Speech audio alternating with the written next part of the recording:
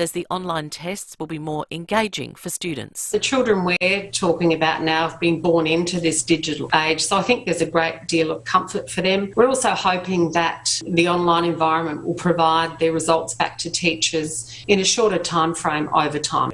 It's another day on the hustings for the men vying for the top job come May 21. Labor's Anthony Albanese will be joined by the Victorian Premier on the trail for a rail announcement. The Prime Minister will begin the day in Sydney, where he's expected to outline a $220 million plan to widen a local bridge. Prince Charles will stand in for the Queen at this week's state opening of Parliament. Buckingham Palace says the monarch is dealing with mobility issues. It'll be the first time since 1963 that the Queen will have missed the ceremony. Russian President Vladimir Putin has been accused of distorting both history and the present in his Victory Day speech. The Russian leader has claimed Russia is fighting for the motherland in Ukraine and blamed NATO for creating tension at the border between the nations.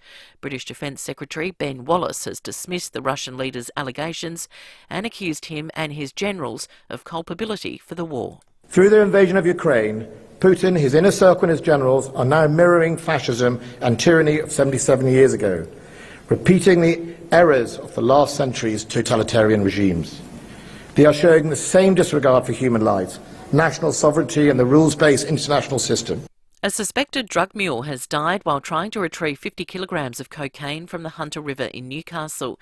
Emily O'Brien reports. Bystanders tried to revive the man who washed up near the port of Newcastle dressed in diving gear. It's believed he was attempting to get the drugs, with an estimated street value of $20 million, to the surface from where they were hidden.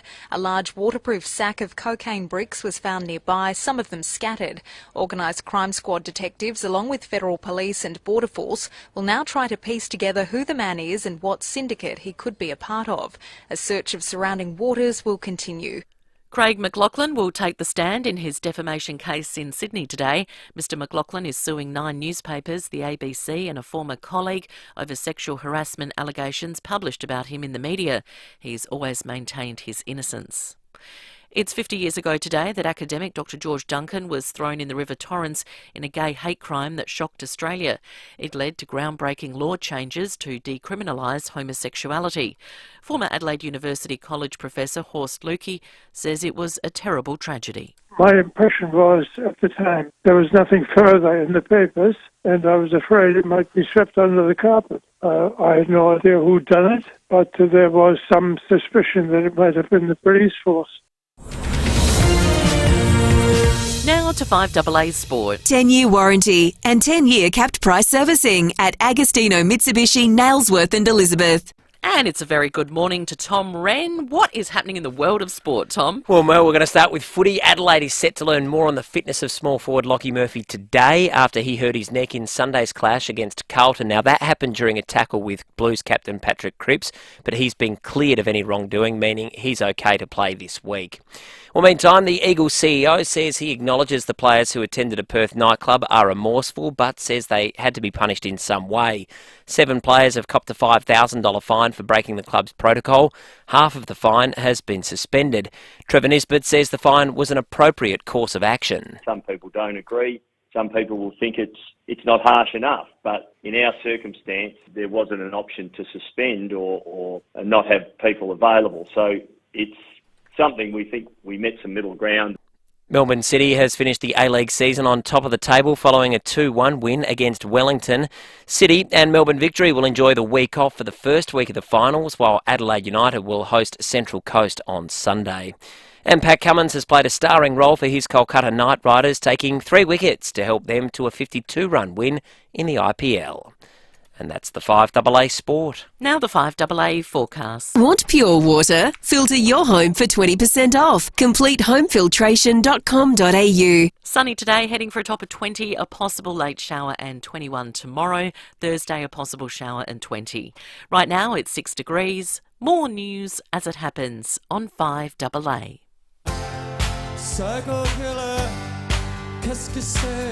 Statewide Super is now Host Plus, an industry super fund for all Australians. That's a plus. You're listening to 5AA Breakfast. David Penberthy and Will Goodings.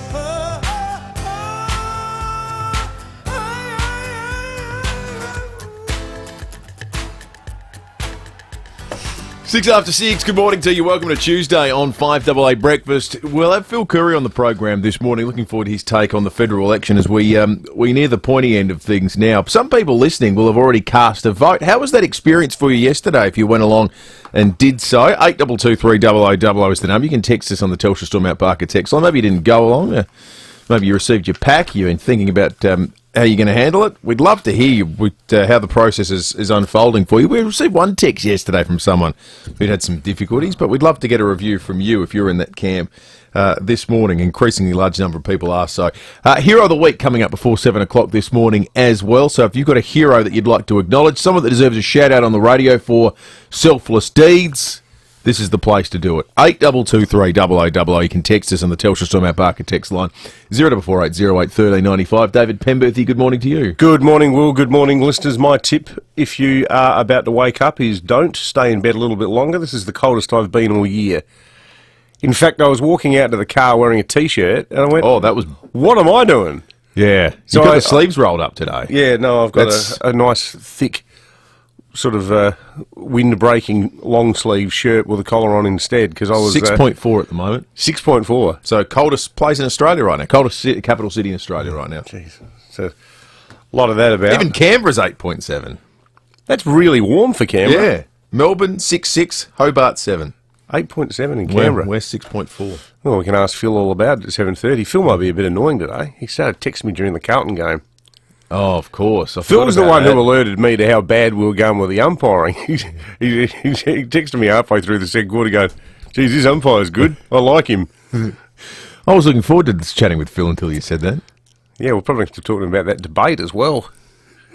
We're really pumping this segment up, aren't we? You can talk about how warm it is, how nice it is being a Carlton fan, and the debate. There's another one tomorrow.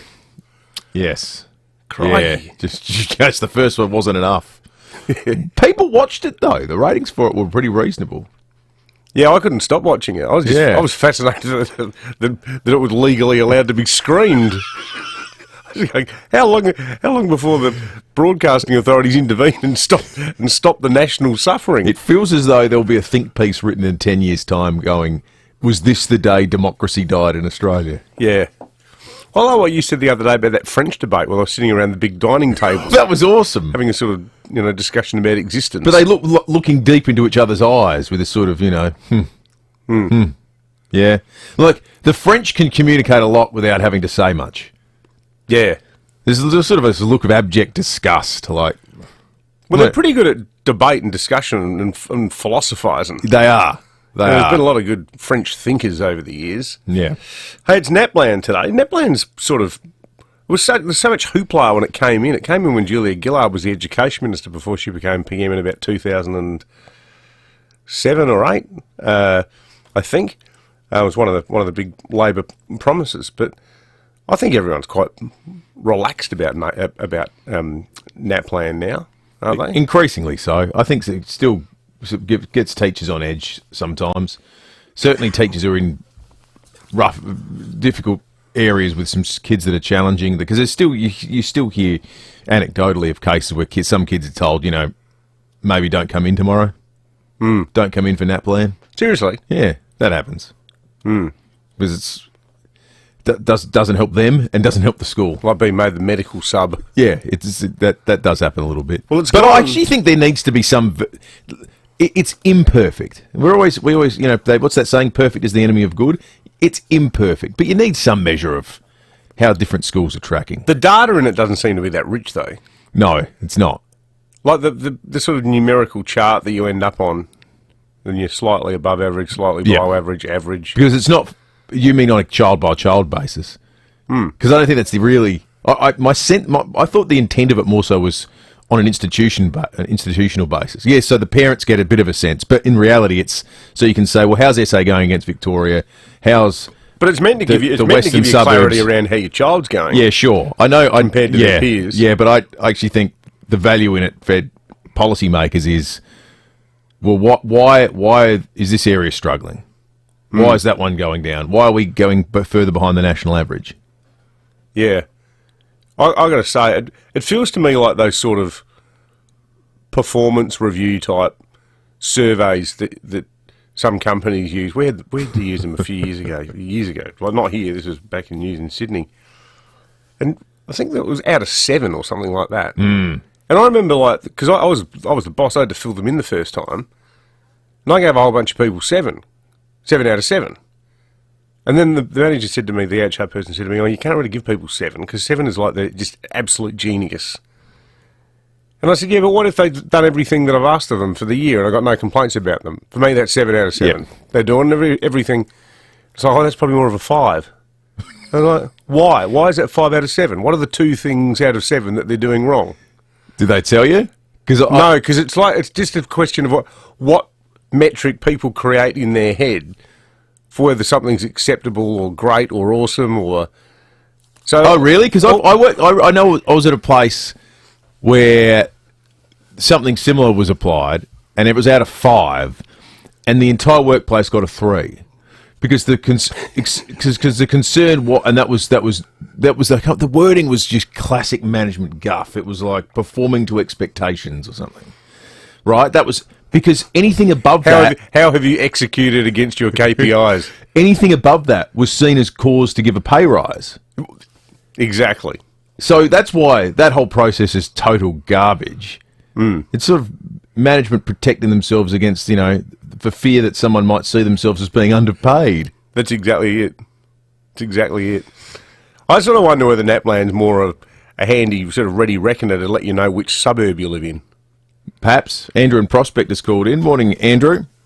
Oh, yes, good morning. Yeah, you guys are now discussing the Naplan. Yep. Yeah. But let's not overlook the cohort of students who are unfortunate not to be included in that assessment, because I care for a young lad that's currently deaf and autistic, and he is exempted from Naplan because that assessment tool just doesn't really indicate his level of growth. He has showed magnificent achievements in his success in communication, his literacy, his numeracy. So let's not forget that growth and student development and success can be reflected in different assessment processes. Mm-mm. Yeah, that's a good Absolutely, point. Andrew. Absolutely. Mm. It's exactly as we say. It's an imperfect measurement tool, and it should be considered such. Thank you for that. 8223 You can text us on the Telstra Stormont Barker text line. The texts that are coming through early are indicating to me, David, that it is relatively balmy here in Adelaide compared to the rest of South Australia. Christine says 1.5 at Lobethal, but Christine quickly outdone by someone who said 0.3 in Tanunda. Oh, geez. 0.3, which is cold, but at the same time, you're still in Tanunda. That's right. You can get up, walk down the main street, go to Waller's and get yourself a cappuccino and a nice ham and cheese croissant. Yep. That'd sort you out on a wintry day. And a massage chair. Yeah, exactly. And a barrel table. I was talking to James the other day. I've upgraded my barrel table. I bought two more bar seats. Oh. He's the world's nicest bloke and so hard working. I just sent an email through like a regular punter would. I got on their website, went to order 2 of the bar chairs. 5 minutes later, my phone rang with James Wallace. What are you doing? He works there. Because I read those emails. He's the boss. 14 after 6, news headlines coming up in just a moment. Whether you live south of or near the city, when it comes to driving a new Mitsubishi, you have 2 clear standouts. Wayville Mitsubishi on Goodwood Road and Southern Mitsubishi on South Road. The only thing separating these incredible teams is location. Both share the same passion for excellence in customer service and customer satisfaction. When it comes to a new Mitsi, the choice is clear. Wayville Mitsubishi on Goodwood Road and Southern Mitsubishi on South Road. Both driven by Australian Motors. LVD 80. I'm Catherine Crease from Owens Casterly Real Estate. It's the premium quality touches that get offers rolling in. Plantation shutters add a special timeless style. As a decorator touch that's easy to live with and improves the value of your home, Plantation shutters are an attractive investment. Improve, invest and add value with quality Plantation shutters by Country. Visit countryblinds.com.au for a free measure and quote. 'Cause everybody loves their country.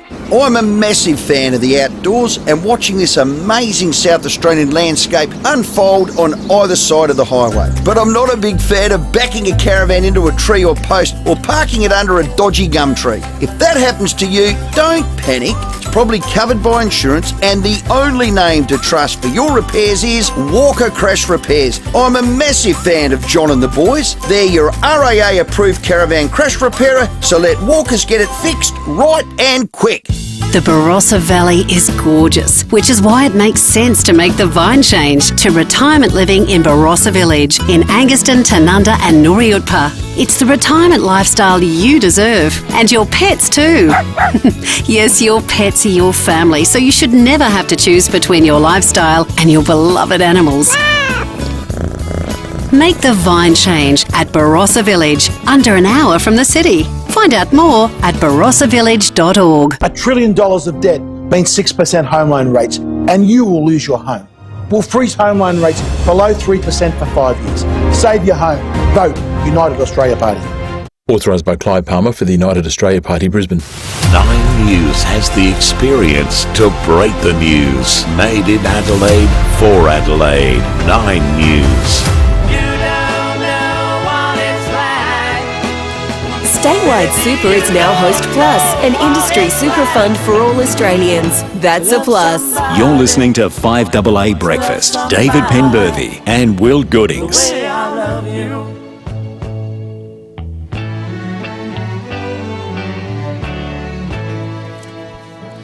17 after 6, time for news headlines on this Tuesday morning. Students across the country getting ready to sit Naplan exams today after 2 years of COVID disruptions. For the first times, years 3, 5, 7 and 9 will be assessed online.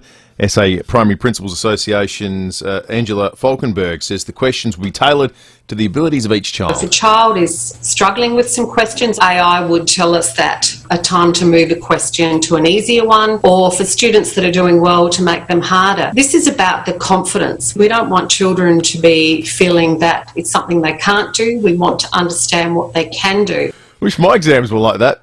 Yeah, I've got to say, I totally disagree with that mindset. Well, the idea that exams are confronting, well, they're sort of meant to be, aren't they? It's a test. The word test is of itself... seriously, that's what's... The world is heading down a... Well, certainly our little part of the Western world is heading down a pretty molly-coddling path. If the AI will determine if the test's getting a bit harder, will toss up an easier question. What's the point of the test then?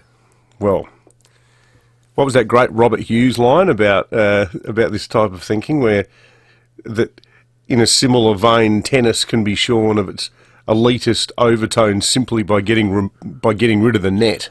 You know? Yeah. Hooray for everyone.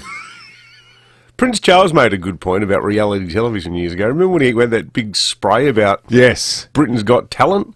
And he said, one of my fears is that we're creating a generation of people who are all told that they have got a skill. Well, it's even... I was just... that's not to say that some people who clearly aren't skilled in some areas can't be skilled in others through assistance and steering them in the right direction.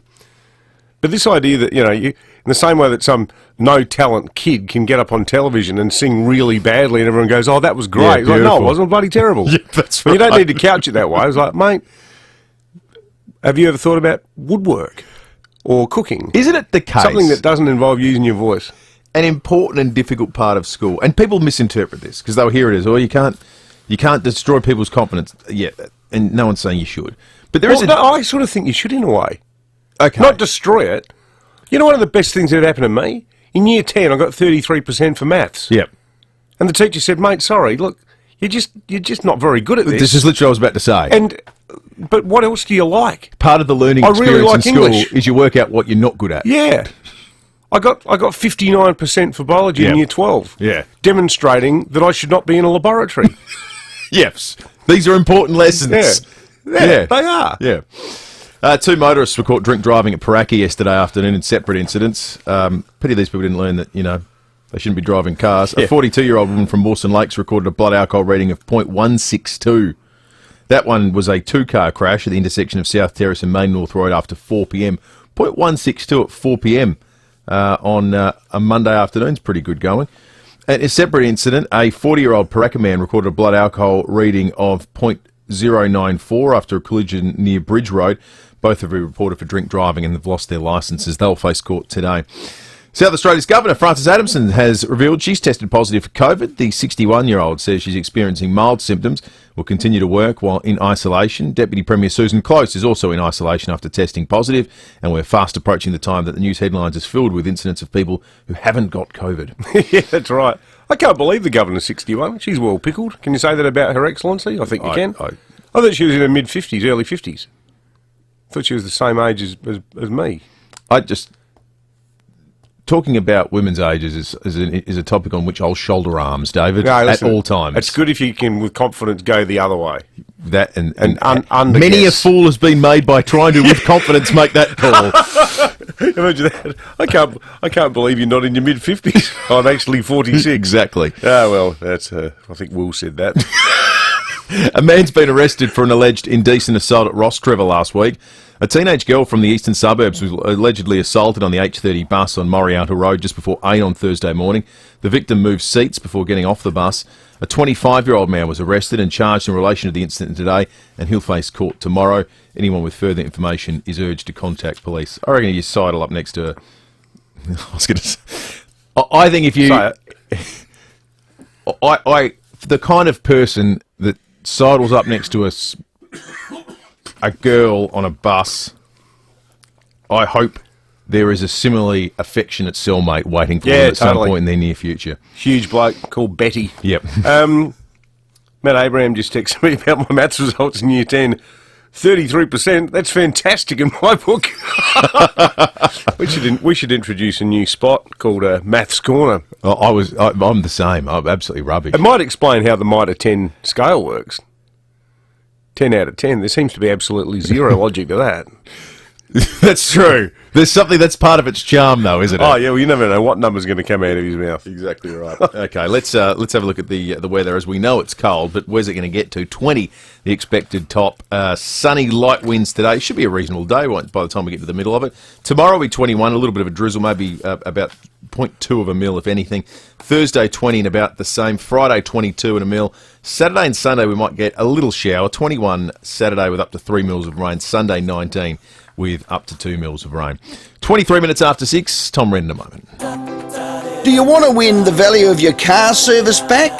Book your service online at North Point Toyota, and one lucky person per month has the chance to have the cost of their service paid back. Book your service online at North Point Toyota and you'll automatically be entered into the draw for your chance to have your service paid back. It's the North Point way. Hillcrest, Prospect, Port Augusta or northpointtoyota.com.au. Some T's and C's apply. In the last 30 years, Labor governments on average delivered higher interest rates, higher unemployment, higher power prices and not a single balanced budget. A strong economy? It won't be easy under Albanese. Authorised by AHO's Liberal, Canberra. No matter which of the 17 residential care homes from Southern Cross Care you walk into, there's only one thing there's many things you'll come to quickly appreciate, and that's why residents have such a good quality of life and love to live there. That's right. What about the list of services? From health and wellness centres to libraries and gardens, Southern Cross Care is a vibrant place to live and visit. The experienced, professional and compassionate teams focus on supporting residents to live a healthy, engaged and independent life while staying connected with family, friends and the community. Residents also enjoy chef-prepared meals. They've got their own private and spacious ensuite room with air conditioning for year-round comfort, and there's beautiful locations too across Adelaide, Mount Barker, Gawler and the Fleurieu. So for more information on residential aged care, just visit southerncrosscare.com.au. Are you tired of paying high electricity bills month after month? We have the right solution for you. Spill your bills with NTS Solar today. When it comes to savings, it's about getting the best solar system in your household. NTS Solar has been installing solar systems for more than 30 years, making them the best people for energy savings. So why not dial these guys to solve your problem? For more information, visit ineedmysolar.com. If it pops, or if it twists, you'll find it at FIVEAA. If it comes in a can, or is best in a glass, you'll find it at FIVEAA. If you serve it on the rocks, or with a paper umbrella. In fact, whether it's wine, beer or spirits, whatever you fancy, you'll find it at FIVEAA. FIVEAA, your local independent SA family liquor stores. 5AA Breakfast is streaming live right now. To watch, simply head online to 5AA Facebook or search 5AA on YouTube.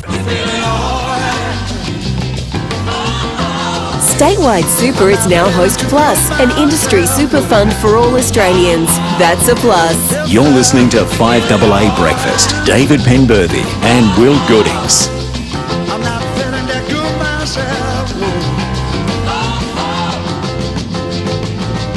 26 minutes after 6. Here are the week coming up before 7 o'clock. Police and weather after 6:30. But right now, joining us in the 5AA Breakfast studio, thanks to the all-new 2022 Mitsubishi Outlander with 10-year warranty and 10 years cap price servicing at Agostino Mitsubishi, it is Mr. Tom Wren. Rennie, morning to you. Hello, Wilbur. Hello, Pembo. Good to see you, boys. Fellas, interesting conundrums, I reckon, this week for both clubs with regards to selection. We'll start with Port Adelaide. All of a sudden, they've won 3 in a row and looking a bit better. And I guess the question for them is, do they bring Charlie Dixon in? Now, you would have seen the game on Friday night. I reckon that's the best their forward lines look this season by a long way. Todd Marshall, I think, finally is starting to look like the player that Ken Hinckley's been backing in, week out, and he's growing before our eyes. Mitch Georgiades is strong. And you can't not bring Charlie back, though, surely. Well, Jeremy Finlayson, that was also, I reckon, one of his best games on the weekend. So the question is, do you give him another week in the Sandful, or there's no Sandful game this week? I think you probably give him another week or two. I'd play him. It's North Melbourne. You bring him straight in? I'd like to bring him in an environment where he doesn't have to perform at 100% instantly for the side to win. They're going to win. 10% probably all you need. I think he's probably going to have a lighter run against North this week in the AFL that he's going to have playing in the well, there's no game in the Sandful this week, is there? No, that's the state game. That's the thing. That's the difficulty. Yeah, the question is, their ceiling is higher with Charlie Dixon in the side this year. Yeah. So I just feel like get him in Were a there weaknesses on the weekend in defence? Like, if they're going to do anything, shouldn't they shuffle one of their existing forwards down the back line? Given what Chad Corn said yesterday about Lear and a couple of them other ones, he was very blunt. Yeah, it was. They were, which is unusual. Port's defence has actually been good this year, and their forward line's been struggling a bit, but it was reversed on the weekend. So that's right. I mean, the issue then is, who do you drop? Maybe Mitch Georgiades, but he still gets a lot of the footy. Because I thought I don't like doing that. Well, yeah, and Finlayson, Timmy Geneva gave him 2 votes in the 3-2-1 on the weekend. So, and the question for the Crows is, what do they do with Riley Thilthorpe? He's this player that's been... Now, I know he's had that slight knee issue, COVID the week before, but we keep hearing he's this generational player, and we're not seeing him. He hasn't played this year. I think he played the first... Yeah, he played against Freo. Freo, yeah. Oh, yeah, and he had a shocker. Yeah. He didn't have a great game. He's gone back to the Sandful. He's kicked goals, multiple goals, I think, every week in the Sandful. But yeah, he hasn't played a game last week now, and this is the problem. He's not going to play a game this week. Yeah. So if you don't bring him back now, how old is he though? He's 19, I think. He's still a kid. He's a kid. He's a kid. Wasn't he like the second draft pick? Yeah. Yeah, number 2. Yeah. So I'd like to see him come back sooner rather than later, but I just got this funny feeling it's going to be 3 weeks before we see him. Yeah, I'd say all my energy at the moment's focused on Sturt versus North at Prospect Saturday week. That's the game of the year. Sitting top at the moment, the Double Blues. I tell you what, if you hate AFL umpiring and you haven't been to the SANFL for a while, get along. Because those blokes, they're very reluctant to use their whistles. Yeah. If it's a 50-50 call, they'll err on the side of play on. It's so much better to watch. Whereas in the AFL, like there was one on the weekend, and we shouldn't umpire bash too much, but in the very same passage of play, one that was called holding the ball, the next one was called play on. It is really tough to follow as a fan at the moment. Yeah, it is. Good on you, Rennie. Thanks, boys. Thanks, Tom. Good to have you in. All new 2022 Mitsubishi Outlander with 10-year warranty and 10 years cap price servicing, Agostino Mitsubishi. This is Adelaide's 5AA.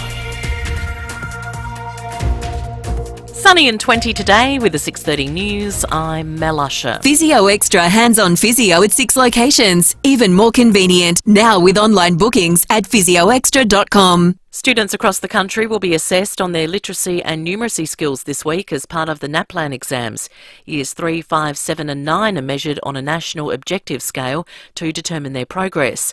But University of Canberra Associate Professor in Language and Literacy, Misty Adonio, says the results are useless by the time they arrive. The results come in far too late after the test, so it won't be until November that we find out what happened today and for the rest of the test this week. That's way too long for it to be a useful testing system. The Morrison government is promising to re-skill the Australian workforce by making it easier for people to store their qualifications when applying for technology jobs.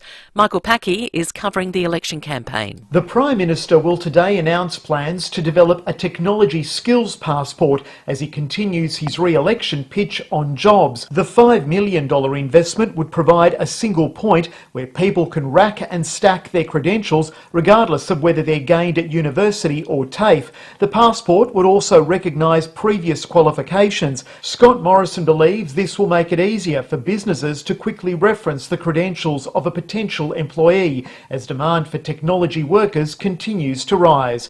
Australians thinking of casting their ballot early are being told only to do so if they can't make it to the polls on election day. A record 300,000 people have already voted since pre-polling began yesterday. Australian Electoral Commissioner Tom Rogers has told Today we should wait until the 21st if we can. We're all in that together. It's a community event. Everyone sees everyone voting, and that's a really important part of the process. You know, I had to be an election nerd for a minute, but the more votes in envelopes through pre-poll and postal, the harder it will be to determine a result on the night, particularly if have a large number of close seats, so it's just they're the reasons why. The Queen has pulled out of the state opening of British Parliament for the first time in almost 60 years. Europe correspondent Carrie-Anne Greenbank has more. Queen Elizabeth has had to cancel a number of engagements recently, including the Easter services and the upcoming Royal Garden parties. Buckingham Palace has just announced that for the first time in 59 years, Queen Elizabeth also won't be attending the state opening of Parliament tomorrow. Normally, she gives a speech on behalf of the government, but this year she has authorised Prince Charles to deliver the speech in her absence, Prince William also in attendance. Buckingham Palace has released a statement which reads, "The Queen continues to experience episodic mobility problems and in consultation with her doctors has reluctantly decided that she will not attend the state opening of Parliament tomorrow." Nick Cave is mourning the death of his second son in 7 years. The singer has released a statement saying his adult son Jethro has passed away. He was released from prison just days ago after being jailed for an assault on his mother. In 2015, Cave's teenage son Arthur was killed after falling off a cliff under the influence of LSD. And a Texas man is on the run after being caught on camera stealing a lawnmower, but the thief was considerate enough to cut the homeowner's grass beforehand. Now turning to 5AA Sport. All new 2022 Mitsubishi Outlander with 10-year warranty, 10 years capped price servicing at Agostino Mitsubishi. It's over to Tom Wren. Thank you, Mel. Patrick Cripps is still in contention to win the Brownlow medal this season despite a questionable incident at the weekend which left Adelaide forward Lockie Murphy with a sore neck, forcing him to be subbed out of the game. Jordan Tunbridge reports. Carlton skipper Patrick Cripps has not been punished over a tackle which left Adelaide's Lockie Murphy with a neck injury. Match review officer Michael Christian found the tackle by Cripps was fair and did not constitute a reportable offence. It means he will be available to play for the Blues as they look to continue their top four form with a win over GWS in Sydney on Sunday. Cripps is arguably the best player in the league at the moment and is favourite to win the Brownlow medal, averaging 29 disposals and almost 2 goals a game this season. Meantime, a blow for the Brisbane Lions ahead of their match against the Crows this weekend, with Dan McStay ruled out for 4 matches with an ankle injury. To soccer, Melbourne City has won the Premier's Plate in the Men's A-League for the second straight year. It comes after they beat the Wellington Phoenix 2-1 at home in the final game of the regular season. Adelaide United has finished in 4th place, meaning they'll host Central Coast in an elimination final on Sunday. And Aussie Alex de Minaur has had a straight sets win over Dusan Lajovic at the Rome Masters, the Demon winning 6-4, 6-1. And that's the 5AA Sport. Now the 5AA forecast. Want pure water? Filter your home for 20% off. CompleteHomefiltration.com.au. A sunny Tuesday with a top of 20, a possible late shower tomorrow 21, Thursday a possible shower and 20. Right now it's just 6 degrees. More news as it happens on 5AA. Statewide Super is now Host Plus, an industry super fund for all Australians. That's a plus. You're listening to 5AA Breakfast. David Penberthy and Will Goodings.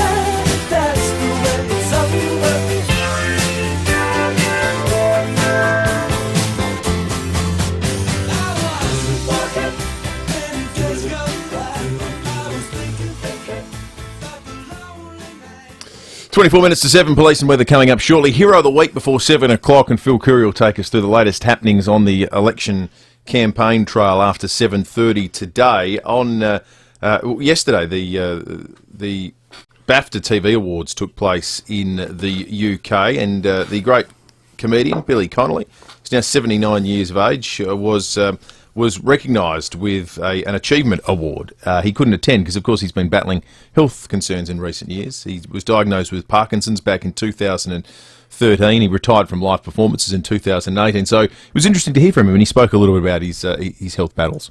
And I always felt awkward. I wasn't doing what I was good at. I eventually got to the position where I said, I'm not saying that. I want to say this. And we say that, and it was a huge success. And it was lovely. So I went from strength to strength on television. And here we are today, getting this award. I couldn't be happier. It's made me such a happy man, getting these good attendance medals now that my career's out the window. It's lovely talking to you. The fellowship honour which was bestowed upon him. And it's lovely just to hear that lovely rhythmic way of speaking he has again. It feels like it's been so long since we've heard from Billy Connolly. Billy Connolly could read the excerpts from page 1027 of the white pages, and it would still be compelling entertainment. There's something about the guy. He's always got a twinkle in his eye. He's got this sort of joy for life, and given his background, it makes that, because he was abused as a child. He was born into total poverty. Like, he had an incredibly rough life, and maybe humours his way through. But him and Pamela Stevenson, who I must admit, I used to love that show, Not the 9 O'Clock News, in the 1980s. That was such groundbreaking comedy with her, Griff Rhys-Jones, Rowan Atkinson, and Mel Smith. Parody show of British news. So funny. You still find a lot of the videos on YouTube. I reckon a lot of our older listeners would have watched that show. But I've seen them interviewed together, and they seem to have a fantastic marriage. You know, she just seems to be so loving, and she's cared for him, and I think she's a bit younger than him as well. But yeah, I wonder if any of our listeners have ever seen Billy Connolly live. I never did. I would have loved to. He's toured Australia. He has. I bet we've got a host of them that have seen him live. Dear, call us if you have, 8223 You can text us as well on the Telstra Stormount Barker text line. I'll tell you what, we'll give you a 5AA breakfast coffee cup as well. Oh, what about that? Eh? Limited edition. The coveted 5AA coffee cup. Getting a few texts about Naplan, and more so about the comments about sort of an introduction to remedial exam passing for kiddies whose precious feelings are going to get hurt should they fail. Cheers from Guy, who sent this one in. Hey lads, Dave, well done on getting 33% for maths. I got an F for mid-year physics. I liked physics, but it didn't like me. I swapped to English, and my mum, an English teacher, helped me memorise 4 essays, and I ended up getting 67% for my end-of-year exams. Good on you, Guy. And another guy in Highgate says, good morning, all. Naplan. For too long, the education system has wrapped kids in cotton wool and protected them from any sense of failure. Every player wins a prize. This was always a recipe for mediocrity. You learn more from your failures than you do from your successes. You know, I've heard some schools are actually cancelling exams this term because of all the COVID disruptions. Because the kids haven't had an appropriate chance to learn or be taught, or there's no point. which I got to say, I mean, I think that's the end result of teaching school as an on-again, off-again proposition during this pandemic. Yeah, that's right. Ralph's called in. Ralph, did you see Billy Connolly? Not only did I get to see him, I drove him, and this was in the early 90s, and at the time, I had a 1959 left-hand drive pink Cadillac, and he wanted to go through an RBT, and so there was an RBT out, and so he was on what would have normally been the driver's side, reading a newspaper, and I was driving, and there were about 20 police in the line, and the coppers pulled us over. They had a newspaper up on the dash, so the copper couldn't see that there wasn't a steering wheel. He just looked in and said, "This is around the breath testing station. You'll be required to stand with the road." And he blew up the bag. And Billy had had a couple of drinks, and he said, "Oh, we've got a positive reading." And Billy dropped the newspaper, and everybody realized, the other coppers in the line, that he wasn't driving. And he said, "How long does the passenger have to be sober?" And the copper, his shoulders just dropped, and he just went, "Oh, that's life." And the rest of the coppers came up to wave a picture. He says, "No," he says, "but this sucker can." I couldn't quite keep the end of that story, unfortunately, Ralph. But Billy did use colourful language. He did. Stephen Port-Noarlunga, did you see Billy Connolly live? Yeah, I did see Billy Connolly live, and it was at the Festival Theatre. And the great thing about him was, when he used to tell his stories, he used to go off on this major tangent about something completely different, but he always came back. Yeah. And he actually made you feel like you were the only person actually in the theatre, like he was telling you the story. And I'm not sure if you remember, David, he had a parody of the Tammy Wynette song, D-I-V-O-R-C-E. Oh, yeah. And there was this one line in it where he talks about the dog, and it said something like, the wife shouted Rover, and he jumped over and bit my BUM, and it was just, the whole song was hilarious.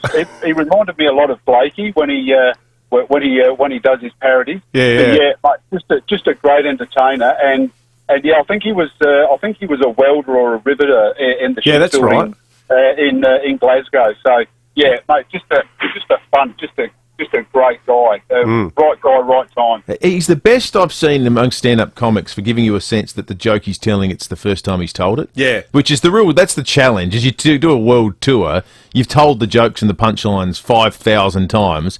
How do you keep that spark? And he somehow... he'd crack himself up. Yeah. Or at least he starts laughing be before the audience. That's right. And but it doesn't come across as being ego-driven. Like, it's never like, oh, what, you think you're funny, mate. Like, you're wrong for the ride. That's a gift of performing. It's remarkable. We're talking about how cold it is outside at the moment. Some more temperatures coming in. Currently 4.2 at Strathalbyn, 3.5 at Kingscote and KI, 1.3 at Narracourt, 3 degrees at Snowtown, 3.7 at Whyalla. So I think our regional listeners are telling us this morning we should count ourselves lucky in the city for having it at 6.5 degrees at the moment. Guy, good morning. Yeah, g'day, lads. How you going? Sorry to monopolise your show on the bloke that got 67 for end-of-year physics back in 84. Oh, mate, well done. I also flew on a plane up with Billy Connolly to Coober Pedy when I was working for the Bureau of Statistics. Got on this plane, recognised him immediately, so we flew on the plane. Not a very tall bloke. Got off the plane at Coober Pedy Airport, and what was there waiting for him but his three-wheeled motorbike? He just got on that and rode off into the sunset. Oh, really? Yep, true story. Fantastic. That's terrific. Hey, Guy, we'll give you a 5AA Breakfast Cup. Steve can get one as well. Thanks for the calls. Really appreciate them. 8223 0000. Not just for the Billy Connolly story, but for the 34% turnaround in his physics all those years ago. It was very impressive work by Guy. Physics. Did you do physics? No. God, no. I don't know where to start. That was the definition. A man's got to know his limitations. Yeah, I never I'd never even enroll on that hell one. No, that and like Maths 1, all the smart guy stuff. Maths 1, Maths 2. No thanks. No point. Well, no point. No. Would have been like saying, you can mark down playing full forward in the AFL if you like. Okay, yeah, I can't imagine what will go wrong there. Yeah, it's all right. 15 to 7, it's time to check traffic for the first time this morning while we come back, police and weather.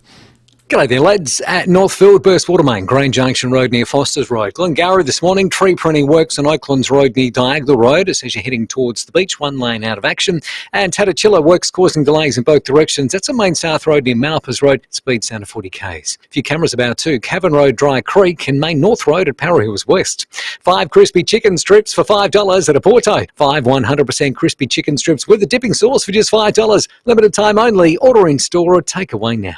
Adelaide's most accurate traffic on 5AA. I'm Peter. I used to run half marathons and then I caught COVID. Even though I was healthy, young and double vaxxed, it nearly killed me. Double vaxxed isn't fully vaxxed. Book your third COVID shot now. A message from the Government of South Australia. Bring back from overseas $1 trillion of Australian super. Inject it into the Australian economy. Save your family's future. Vote 1, United Australia Party. Authorised by Clive Palmer for the United Australia Party, Brisbane. There's something you should know about SportsMed. We don't just provide knee, hip and shoulder care to elite athletes. Every day, we treat patients who simply want to get play with the kids fit, brisk walk fit or gardening fit. And having our clinic, hospital and specialists all based together at Stepney makes getting care for your joint pain and injuries, from diagnosis to rehabilitation, even easier. So get back to doing what you love. Speak with your GP for a referral. sportsmed.com.au. If you're due for a service, here's a little reminder of what you get at Mawson Lakes Mazda. Sure, your car gets state-of-the-art servicing by top-trained mechanics. But what do you get? Try next day servicing, complimentary loan car, vacuum and wash. Oh, and your breakfast or lunch is on us. At Mawson Lakes Mazda, we know that to be the best, we've got to look after your car and look after you. Mawson Lakes Mazda, just a short drive from the city. Hello, Ian Henschke from National Seniors Australia. Australia desperately needs more than 400,000 extra workers, and we've got pensioners who want to help, want to work and work more. But we've got a confusing system that gives you a bonus for one day's work and penalises you more than 50 cents in the dollar after that. Make it simple, make it fair. Get rid of the pensioner work tax now. It's a win for pensioners, for business and for Australia. Sign our petition at nationalseniors.com.au. Hi, Susanna Toop here. Tenants, you're going to love this. Toop & Toop now gives you early access to rental properties. Hear about properties up to 2 months in advance and before they become publicly available, with email alerts direct to your inbox. No more rushing around to find something in just 2 weeks. With Toop & Toop, you can now find your next home sooner. So if you're struggling to find a rental property or you want to plan early, simply register now at toop.com.au/rent. 9 News has the experience to break the news. Made in Adelaide for Adelaide. 9 News. Statewide Super is now Host Plus, an industry super fund for all Australians. That's a plus. You're listening to 5AA Breakfast. David Penberthy and Will Goodings.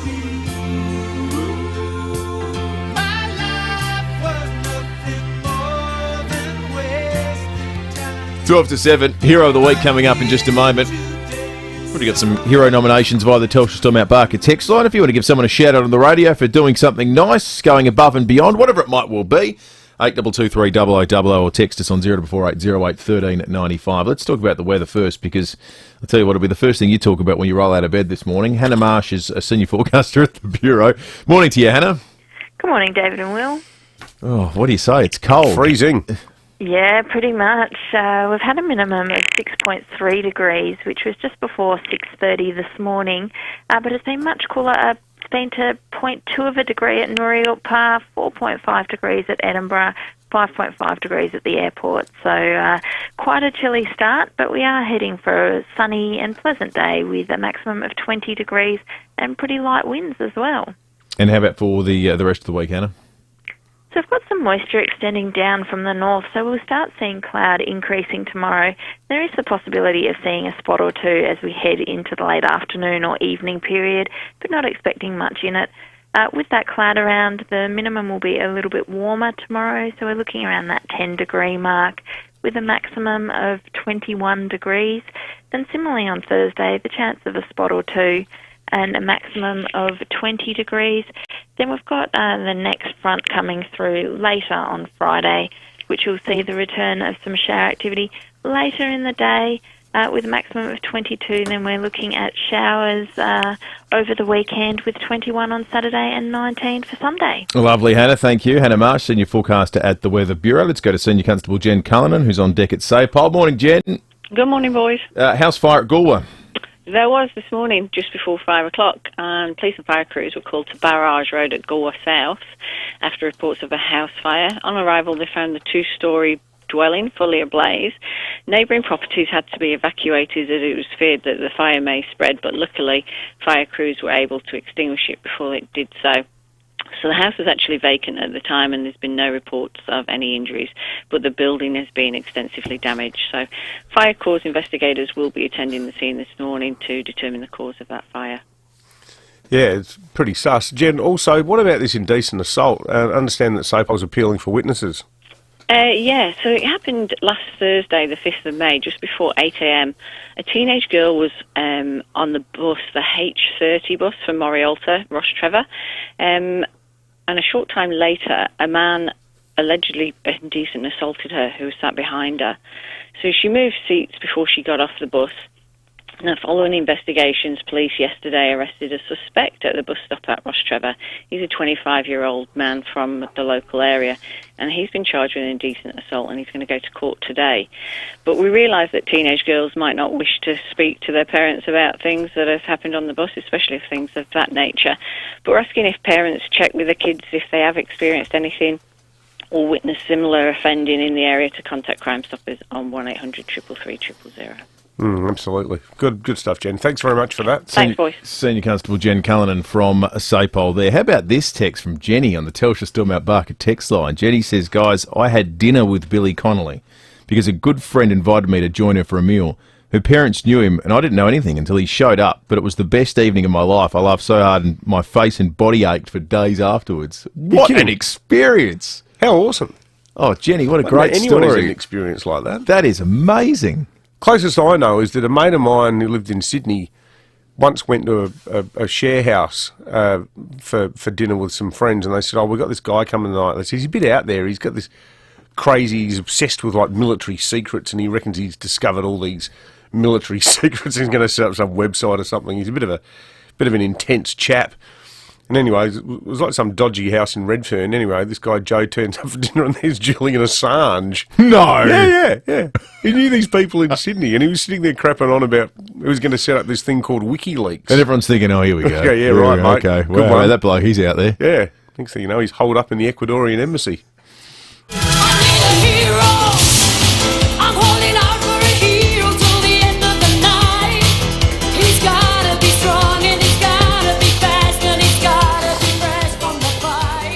Hero of the Week time, 8223 If you want to make a nomination, you can text us as well on the Telstra Stillmount Barker text line, 0448 1395. Sam Dado is a hero. He's just made it back from COVID. First day back, first morning back. How are you feeling?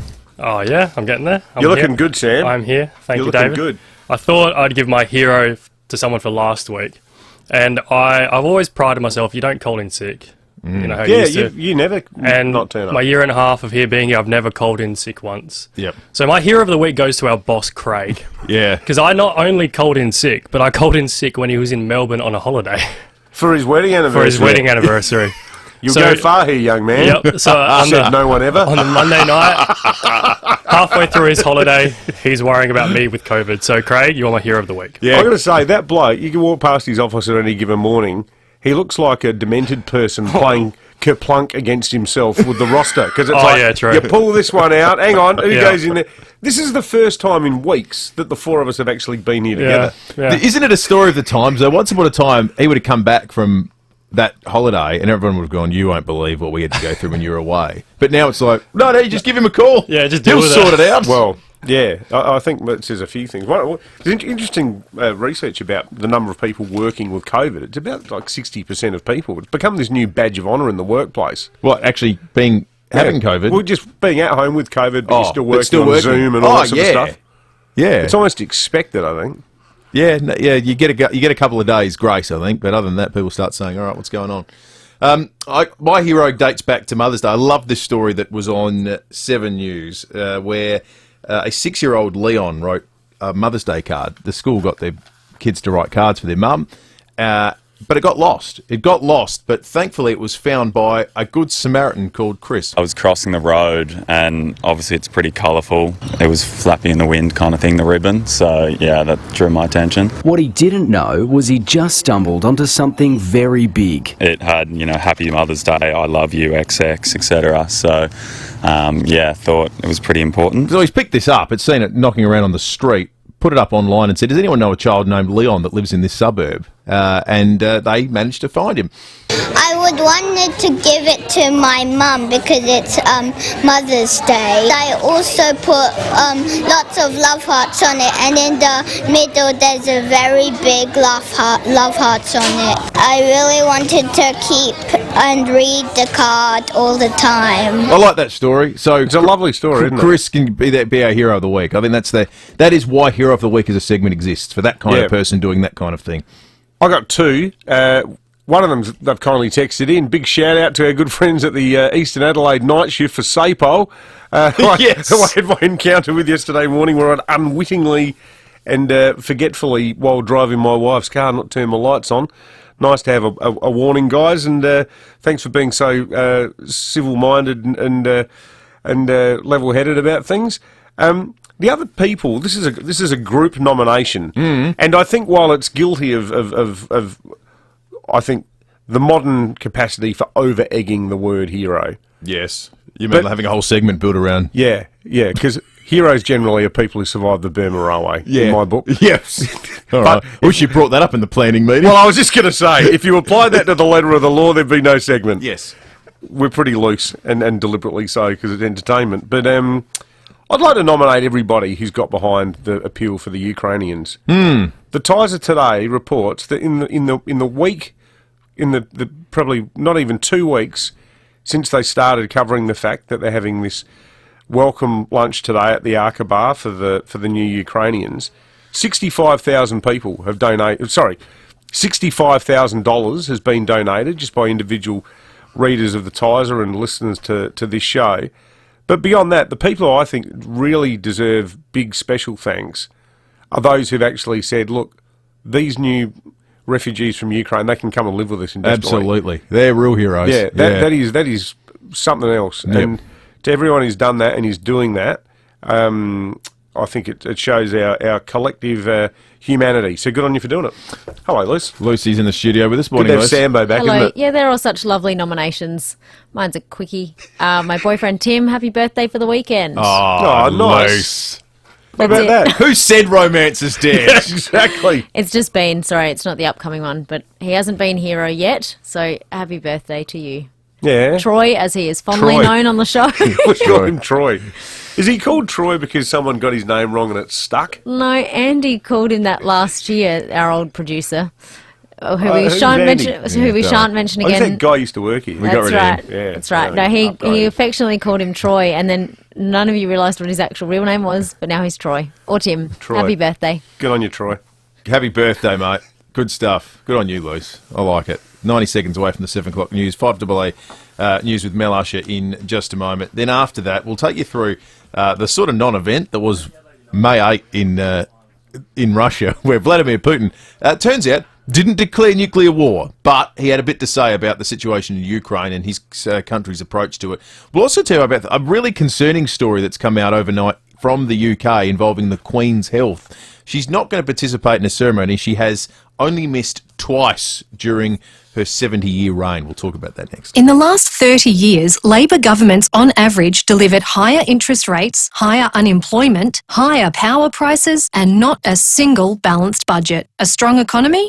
It won't be easy under Albanese. Authorised by Ahurst Liberal, Canberra. The passing of someone close places unique stress on family and friends. At this time, Farrell and O'Neill Funerals are here to provide reassurance and peace of mind. Farrell and O'Neill offer creative guidance and advice to tailor a service that best honours your loved one. Whether a large gathering or a small, intimate service, Farrell and O'Neill share their generations of experience in tailoring a unique and meaningful farewell. Proudly SA family owned and operated, because it's personal.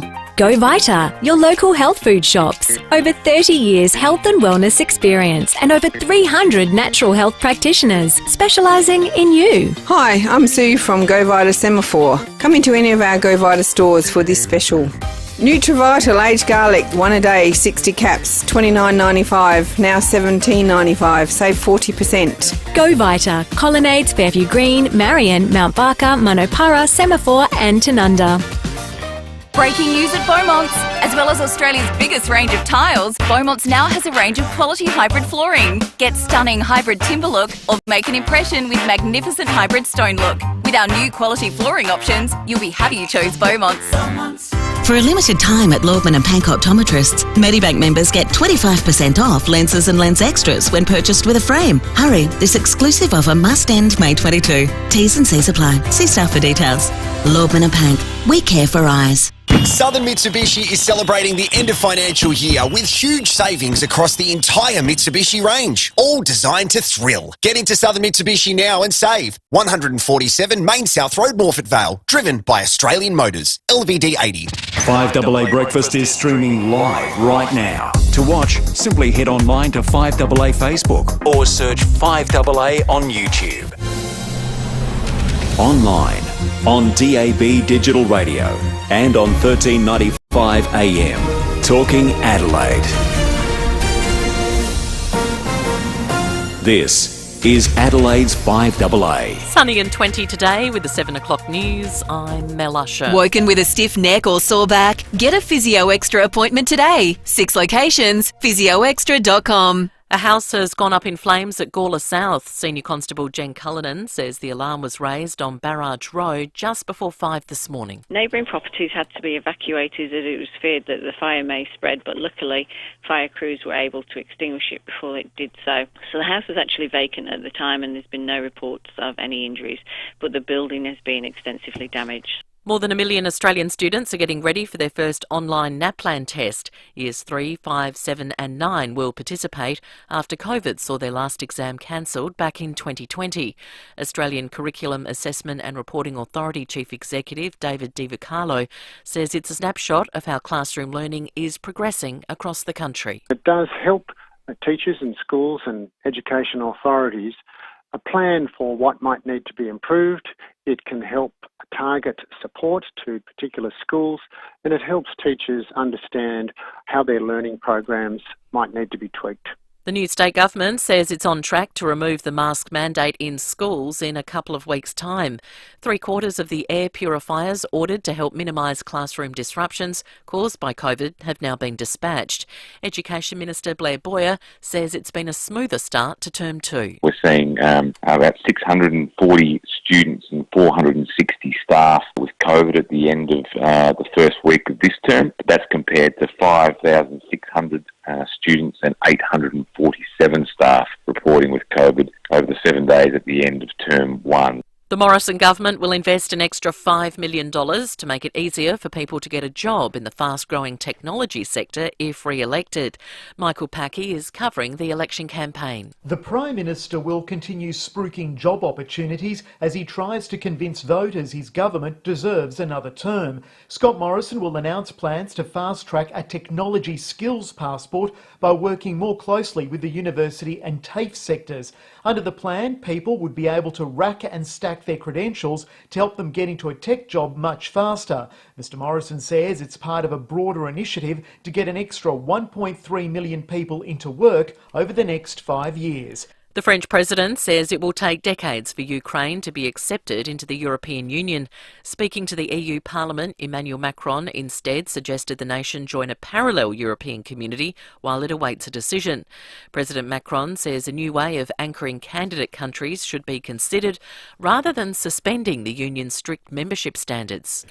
With the same sincerity that you've conducted your work, I want to say that Ukraine, because of its struggle and because of its courage, is already a member of Europe, of our family, of our union. And you never know who's going to pop into your Adelaide restaurant. An eatery in the western suburbs has had a visit from Nigella Lawson. The British TV star had a meal at the Parwana Afghan Kitchen in Torrensville on the weekend while in town filming. Now turning to 5AA Sport. 10-year warranty and 10-year capped price servicing at Agostino Mitsubishi, Nailsworth and Elizabeth. And with everything footy, here's Tom Wren. Thank you, Mel. Port Adelaide has a big selection headache ahead of Saturday's match against North Melbourne in Tasmania. Key forward Charlie Dixon played for the Maggies in the Sandful on the weekend, and although he's pulled up well, the power forward line looked its best this season against the Dogs on Friday night.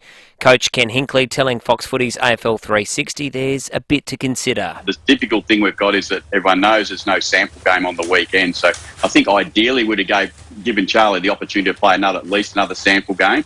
But the situation is there's no game, and we do need to get him in because we've got 3 games before the bye. So it'll be a really well thought through process before we make the decision on Thursday. OK, let's go to cricket now. There's a chance the structure of grade cricket here in South Australia could be changed.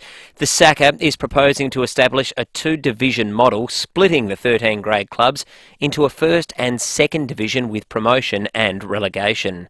Meantime, in the IPL, the Kolkata Knight Riders had a 52-run win against the Mumbai Indians. Jasper Bumrah took a stunning 5 for 10 in his 4 overs for the Indians, but it wasn't enough as Pat Cummins also dominated with the ball, taking 3 for 22 from his 4 overs. To basketball, and the Milwaukee Bucks and the Boston Celtics continue their playoff series today in the NBA. Milwaukee leads that series 2-1 heading into Game 4. Golden State are up against Memphis. The Warriors lead that series also 2-1. Well, a big weekend of racing here again in Adelaide with the South Australian Derby set to be run at Morphettville on Saturday. Meantime, Saturday's Doomben 10,000 meeting could be switched to Eagle Farm. Officials will be keeping a close eye on the weather throughout the weekend in Brisbane. And that's the 5AA Sport. Now checking 5AA traffic. At Northfield, Burst Watermain, Grand Junction Road near Foster's Road. Glengarry, tree printing works on Oaklands Road near Diagonal Road heading towards the beach. 1 lane closed there. And in the Parklands, footpath maintenance works on Decataville Terrace near Flinders Street. Speeds at 40 k's. Cameras this morning, Main North Road, Mawson Lakes and Murray Road at Williston.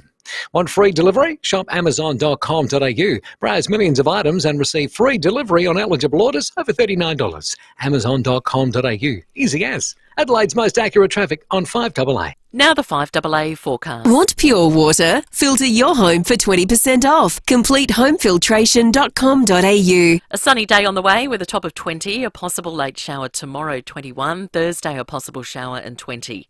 Right now it's 7 degrees. More news as it happens on 5AA.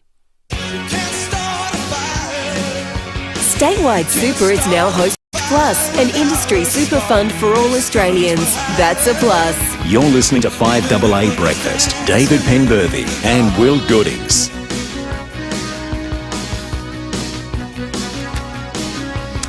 Eight minutes after 7. We're going to an to you voucher to give away after 7:30 this morning. We'll tell you how you can win it a little bit closer to 7:30 where we chat with Phil Curry. We're going to cross to Sydney too in about 15 minutes' time to talk about the recovered body of a drug mule in just a remarkable story. Make sure you hang around for it. It's like something out of Breaking Bad. Yeah, Breaking Bad or Ozark or one of those sorts of shows. Ozark. I started watching that. Yeah, Ozark's kind of, Breaking Bad light. Yeah, light's the word. It's okay. It's actually pretty good. It's slow. It becomes good. Yeah. So did Breaking Bad at the start. Yeah, anyway, that's true. let's not talk TV because people get bored. Let's talk about what's going on in the world. And one of the big stories this morning is that Prince Charles will replace the Queen at Tuesday's ceremonial opening of the UK Parliament. This one is a little bit concerning. The Queen continues to experience episodic mobility problems and in consultation with her doctors has reluctantly decided that she will not attend the state opening of Parliament tomorrow. At Her Majesty's request and with the agreement of the relevant authorities, the Prince of Wales will read the Queen's speech on Her Majesty's behalf, with the Duke of Cambridge also in attendance. Now, that's the official statement from Buckingham Palace. She's only missed the official opening of the Parliament on 2 previous occasions in her 70-year reign. It was 1959 and 1963, and that was because she was pregnant with Prince Andrew and Prince Edward. So this is something this is the one it's where a big deal because this is sort of your core business as a head of state. Yep. This is where, and listeners who were in the city last week and were wondering why North Terrace was closed for 3 hours, it's because Parliament was opening, and with a new Parliament, it meant that the Governor, Francis Adamson, had to preside over the sitting of our Parliament as the Queen's representative here in South Australia, and also deliver a speech on behalf of the elected government talking about what the policy goals were going to be for the next term. And this is what the Queen would normally be doing. That's right. This is like the sort of zenith of the Commonwealth's constitutional arrangements. You could argue it's among the most important of her duties. Yeah, totally. This is as important as it gets. Here's Ian Lloyd, who is a royal photographer and biographer on the news. I think, though, we shouldn't concentrate on the negativity that she's not able to attend, but just be pleased when, in the future, the Queen does attend something.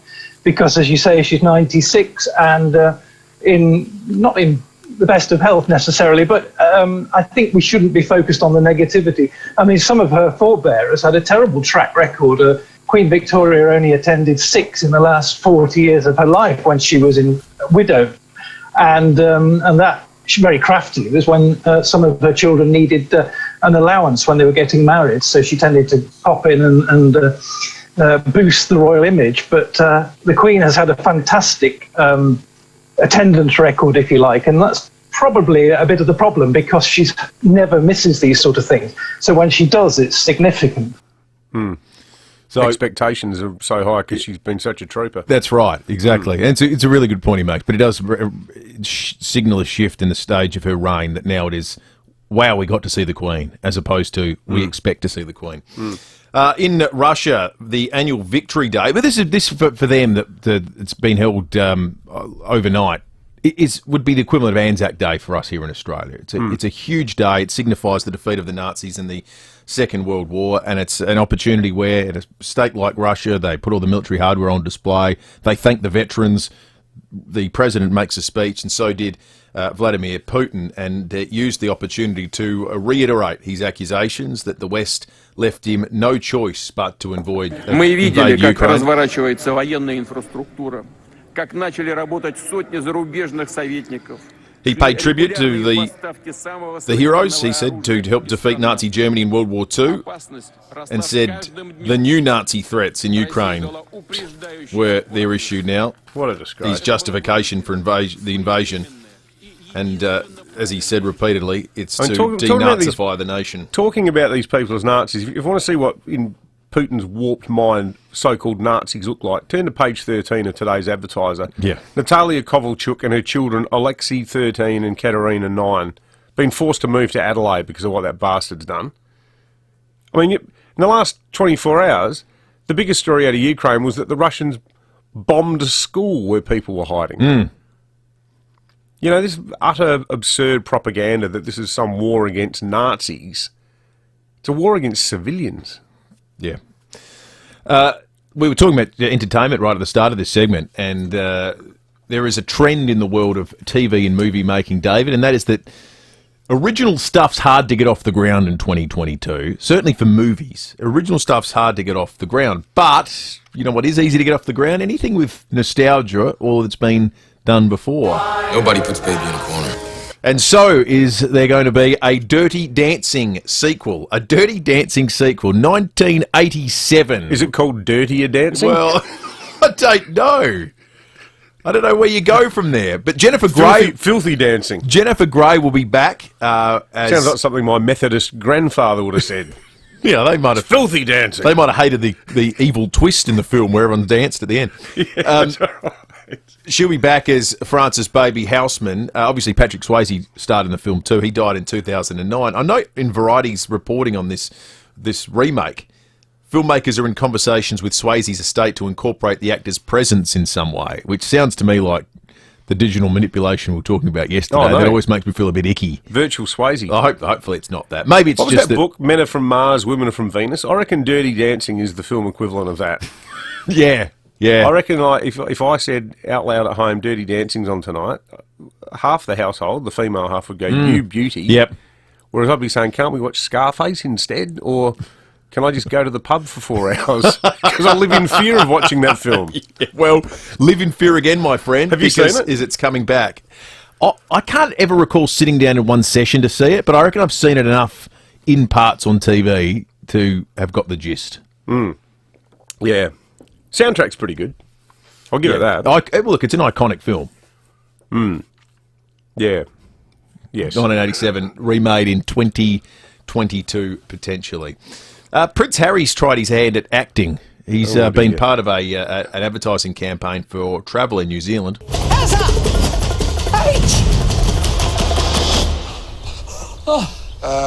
Hi. You okay? Yeah, I haven't run in a while. Clearly. You know, we actually invented jogging. The Australians? No, Aotearoa, New Zealand. Oh, terribly sorry. I know you guys hate that. Kia ora. Kia ora. So I'm here to rate you on your recent visit to Aotearoa, New Zealand in 2018. Okay. Oh, you were very respectful of local communities. In fact, you even bought some local honey. Yes, I remember that. Was that nice? Yes. Well, that sounds like Murray from Flight of the Conchords. It is. That's Rhys Darby. I was just going to say, yeah, Rhys Darby. Prince Harry, present.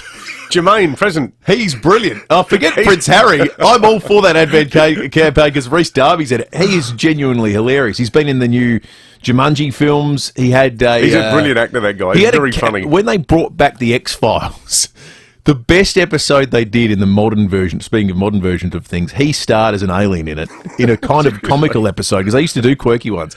And it was just brilliant. The guy is a genius. Thank God, because he carries Prince Harry. Anyway, New Zealand travel. I'm not sure if it'll get you there. Everyone needs a straight man. But everyone needs a straight He must man. be short of a quid doing these ads, Harry. Well, he still gets the royal stipend, doesn't he? Got to supplement your income somehow. Yeah. Now, Jane with a Y is not very happy with your dirty dancing take. She says, unlike David Pemberthy, you will be put. Unlike baby David Pemberthy, you will be put in the corner for that kind of attitude. I like this one from Rob that they should redo Dirty Dancing set in COVID times where you're not allowed to stand up or touch each other. It was sort of what Maybe the film that's what was. it means, Dirty Dancing. It's like, So SA Health is the villain of the piece. Yeah, that's right. All right, let's check traffic. When we return, we're going to have a closer look at this situation with this this drug mule that's come to grief off Newcastle. A remarkable story that you're going to want to hang around to hear coming up right after this. Thanks, Will. At North Adelaide, smash at Wellington Square near Archer Street. Northfield, burst water main there. Grand Junction Road near Foster's Road. Glengowra, keep an eye for tree pruning this morning. That's Oaklands Road near Diagonal Road as you're heading towards the beach. One lane out of action. And we've got speed cameras today. Cavan Road, Dry Creek and Hancock Road at Tea Tree Gully. Conquer your cravings with a succulent Red Rooster quarter chicken with deliciously crispy chips for just $5. The Rooster's calling. Get it where you can, while you can. Available till 4 p.m. Adelaide's most accurate traffic on 5AA. I'm Rachel Swift, health specialist, small business owner, volunteer and Liberal candidate for Boothby. I know what's important to you. A strong economy means reduced cost of living and a stronger future. Vote 1 for Rachel Swift in Boothby. Authorised West Meldrum Liberal Adelaide. I'm Henry. At first, COVID was exactly what I expected. You know, sore chest, aching muscles, headache, all the symptoms you hear about. What I didn't expect was the exhaustion and fatigue that followed. Even though I was young, healthy and double vaxxed, my lungs still struggle to breathe. And I have no idea when I'll feel normal again. Double vaxxed isn't fully vaxxed. Book your third COVID shot now. A message from the Government of South Australia. Adelaide property values are at an all-time high. They've grown by more than 25% over the past 12 months with really strong buyer demand. In most areas, demand is greater than supply and vendors are regularly getting multiple offers for homes with sold prices well above expectations. Now, we know that our friends at Toop and Toop work across all suburbs, and we can tell you right now that in Burnside they're working with 5,402 buyers, 5,153 in Millswood and 5,290 in Walkerville, and they're all searching for the perfect property in these specific locations. If you're thinking of selling and would like to know how many buyers Toop and Toop are working with in your suburb, go to toop.com.au. G'day, it's Mark Bickley. When you buy a Leader computer, you're buying a computer made right here in Adelaide. You're dealing with people that live in Adelaide, and when it comes to servicing or support, it all happens here in Adelaide. Not overseas, not interstate. Unlike some others, Leader don't have to send anything off for repair. They take care of everything right here. It makes sense to live life local. Live life Leader. Leader Computers. Find your local dealer at leadersystems.com.au. Next time you buy seafood from the deli section of your supermarket, ask them if they know who caught it. Oh wait, sorry, you can't, because they won't know. Unlike Kirkbride Seafood, they won't have the contact details of the person who caught it, what time it was caught, or where it was caught. I mean, you'd have to care a hell of a lot to go to those sorts of lengths. Lucky for you, Kirkbride Seafood do. Doothie Street, Unley. kirkbrideseafood.com.au. 9 News has the experience to break the news. Made in Adelaide for Adelaide. 9 News. Statewide Super is now Host Plus, an industry super fund for all Australians. That's a plus. You're listening to 5AA Breakfast. David Penberthy and Will Goodings.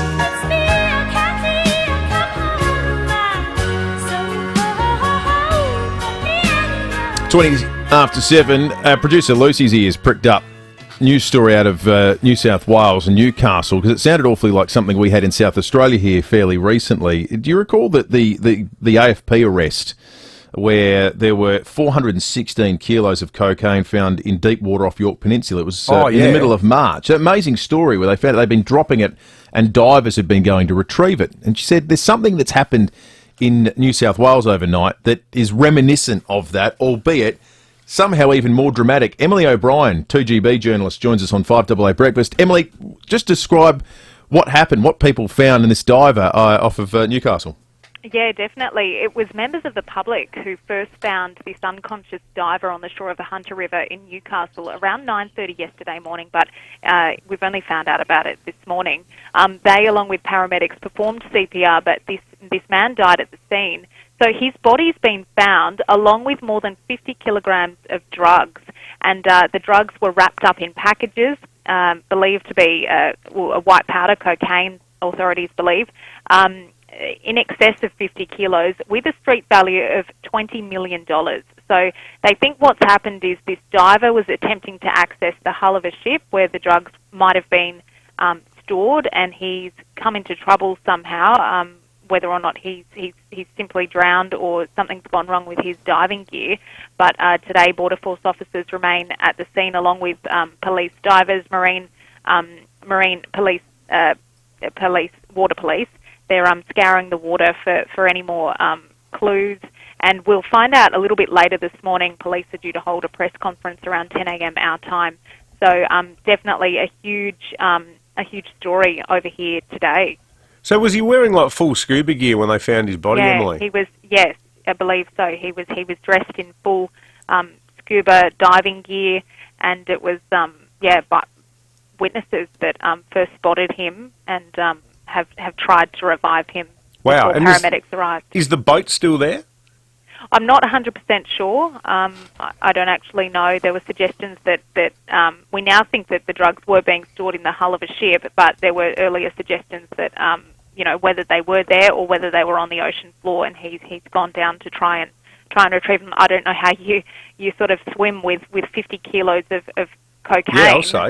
But they've been found in some sort of waterproof sack, and they sort of look like bricks of cocaine. They're tightly wrapped up in plastic, as they often are. And so no doubt we'll be hearing more developments a little later. And you said the Hunter River. Where's that exactly? Is that up near Newcastle? Yeah, that's right. It's in Newcastle. The Hunter River, the mouth of the Hunter River leads to the port of Newcastle, this sort of industrial area where all the big ships come in, and then it feeds out into the ocean. So, who knows if some kind of, purely speculating, but some kind of ship has come into the port of Newcastle and the Hunter River, with these drugs on board. Potentially, I'm sure that'll be a line of inquiry. That's remarkable. Great report, Emily. Thank you. Emily O'Brien from 2GB. It's like something out of a film, isn't it? It is, isn't it? But it's given us some sort of an insight into how these things get moved. Well, it's clearly a part of their MO. Yeah. I mean, given what happened here in South Australia, it seems to be a way of, with our vast sort of coastline, probably quite an effective way to do it. And it's how historically all the drugs got into the States through Florida, coming up from the northern end of Colombia originally, then when the Mexicans got involved.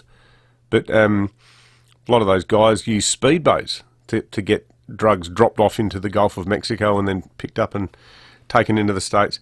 It's such a rotten business, isn't it? Like, for the life of me, I just, you hear people talking about how they're going to boycott Nike or Gap because their clothes are made in Bangladesh, or they're even going to boycott Apple because their products are made with Uyghur labour in China. This whole idea of, what do they call it, ethical consumerism.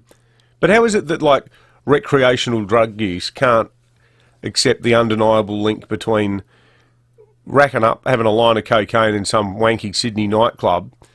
Meanwhile, you know, teachers, police are being extorted in Mexico. Like, cops have been like kidnapped. It's like, either you come and work for the cartel or we'll kill your entire family. Because I would say that's probably worse than Nike's business practices. Why don't we boycott cocaine? There are trendy causes and there are not trendy causes, and it's trendy to swear off a big brand.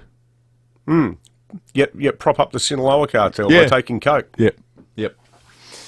Yeah, well, I mean, you know, I would have thought El Chapo deserves to be cancelled more than That's a good point. Steve Jobs ever was. Let's turn our attention to sport. Book your service online at North Point Toyota to win the cost back. It's the North Point way. Adelaide United have just about been the hottest side in the A-League. They've won 5 straight. Unfortunately, as they head into the finals, the side they're playing at on Sunday at Cooper Stadium has also won 5 straight, the Central Coast Mariners. So it sets up a really fascinating duel. An Adelaide United side that's coming. It's come good at the right time because it's all to play for. They managed to finish 4th on the table at the end of the effectively the regular season. And Rowie last night caught up with striker George Blackwood. Really excited, can't wait. It's obviously what we sort of aimed for at the start of the season, and to get it is really good, and we're stoked and we can't wait to get going. You heard Jardy's goal there in Kiddos. We have so many threats in the box and avenues to goal. It's an exciting way to play, George, and it's bloody exciting to watch. Yeah, we play a really attacking brand of football, so yeah, it's very exciting to watch. And like you just said, our fullbacks get in amongst the goals on the weekend. It just shows that those two also get involved in attacks as well, not only the front players. So yeah, an exciting team to watch, and hopefully we can look to sell out Coopers this weekend. In a lot of sport where you've got salary caps and drafts to equalise things, the plucky underdog is in effect a side that hasn't been managed as well as others that's playing above itself. But we like to celebrate it. But in a sport like soccer, where there's a salary cap in the A-League, but there are so many exemptions you can spend beyond it. If you're Melbourne City, the scope of players available for you to play are very different to Adelaide United. What you're seeing is the true definition of an underdog. Like, this is a side that literally doesn't have the same the same players available to it, doesn't have the same amount of money available to spend as its rivals, doing exceptional things and doing it often this season by playing young guys from Adelaide. And I just think Carl V and his team have done a wonderful job, and wish them all the best for Sunday, because it's a great story. It is a true sporting underdog story. Absolutely. 27 minutes after 7, 5AA News is coming up. More from the Sports Show tonight. Book your service online at North Point Toyota to win the cost back. It's the North Point way. Phil Curry in a moment from the Fin Review. We'll talk federal politics. Pay back Liberal and Labor's $1 trillion of debt with the UAP's 15% iron ore export licence on Asian manufacturing. Vote 1, United Australia Party. Authorised by Clive Palmer for the United Australia Party, Brisbane. 7 News is Adelaide's news. Adelaide's #1 weather. Looking at cooler temperatures by the end of the week, though. And first for Adelaide's sports news. First 2 breaking news. Adelaide's leading local news. 7 News at 6. Dreaming of a new bathroom or kitchen? Get the best brands and the latest trends at Adelaide Bathroom and Kitchen Supplies. The ABK Supplies showroom has just been renovated to showcase new tapware ranges from ADP, Mia, Fienza, Nero, Phoenix and Abbey. With designs in gunmetal, brushed nickel, matte black and brushed gold and chrome, your kitchen and bathroom will be stylish and timeless. Browse the new displays at ABK, Adelaide Bathroom and Kitchen Supplies, Lower North East Road opposite Dernancourt Village. Speak with One Solution and they'll tell you cybercrime is not a big business problem, a government problem or a small enterprise problem. It's everyone's problem. Ransomware, malware and adware remain the #1 threat. One call to One Solution will put your business in a safe place. It's the smartest, most cost-effective business decision you'll ever make. Get in touch with One Solution, winner of the National Telstra Customer Experience Award. onesolution.net.au. In times of loss, you need Embrace. Dad passed away suddenly, and we hadn't given any thought to his funeral, but Deanne Edwards from Embrace Funerals truly cared about delivering the perfect funeral to honour him. The husband, the dad, the mate to so many, even the grandkids who he simply adored were involved. And every detail was organised with exceptional care and at a really affordable cost. Embrace Funerals gave us peace of mind. When funerals need to be perfect, Choose Embrace. It's a frightening thought. But what if you lost capacity to manage your financial affairs? If you're not at the helm, who makes medical or health decisions? Who gets your superannuation? Who controls the family trust? From the simplest to the most complex wills and estate plans, Donlan Lawyers will answer your questions and help carry out your wishes to the letter. Wills and estate planning. Visit donlanlawyers.com. That's donlanlawyers.com. So, why go with NRG Solar? The solar system installed by NRG Solar has made us change our habits in relation to the use of electricity. We followed the advice to use most of the electricity, like the aircon, during the day, and so I think that's a way of forcing the prices down as well. We have solar monitoring, and I consult it most every day, and it's been very useful to see the trends. Visit nrgsolar.com.au. 5AA Breakfast is streaming live right now. To watch, simply head online to 5AA Facebook or search 5AA on YouTube. This is Adelaide's 5AA. Sunny and 20 today with the 7:30 news. I'm Mel Usher. Physio Extra hands-on physio at 6 locations. Even more convenient now with online bookings at physioextra.com. A 2-storey house at Galway South has been destroyed by fire. The home on Barrage Road went up in flames just before 5 a.m. No one was home at the time. Brittany Evans from the CFS says it's caused $1 million damage. Crews worked hard to protect the 2 neighbouring properties, with the fire contained to the home, with fire cause investigators attending later this morning. CFS crews are expected to remain on scene monitoring hotspots and mopping up for some time. Students across the country are getting ready to sit Naplan exams today after 2 years of COVID disruptions. For the first time, years 3, 5, 7 and 9 will be assessed online.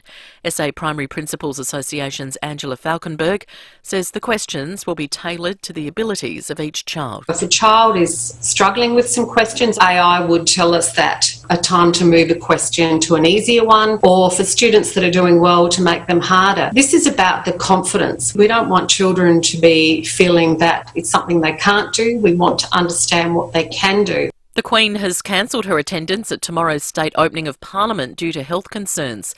Carrie-Anne Greenbank reports. This is the first time in 59 years that Queen Elizabeth won't be attending the state opening of Parliament tomorrow.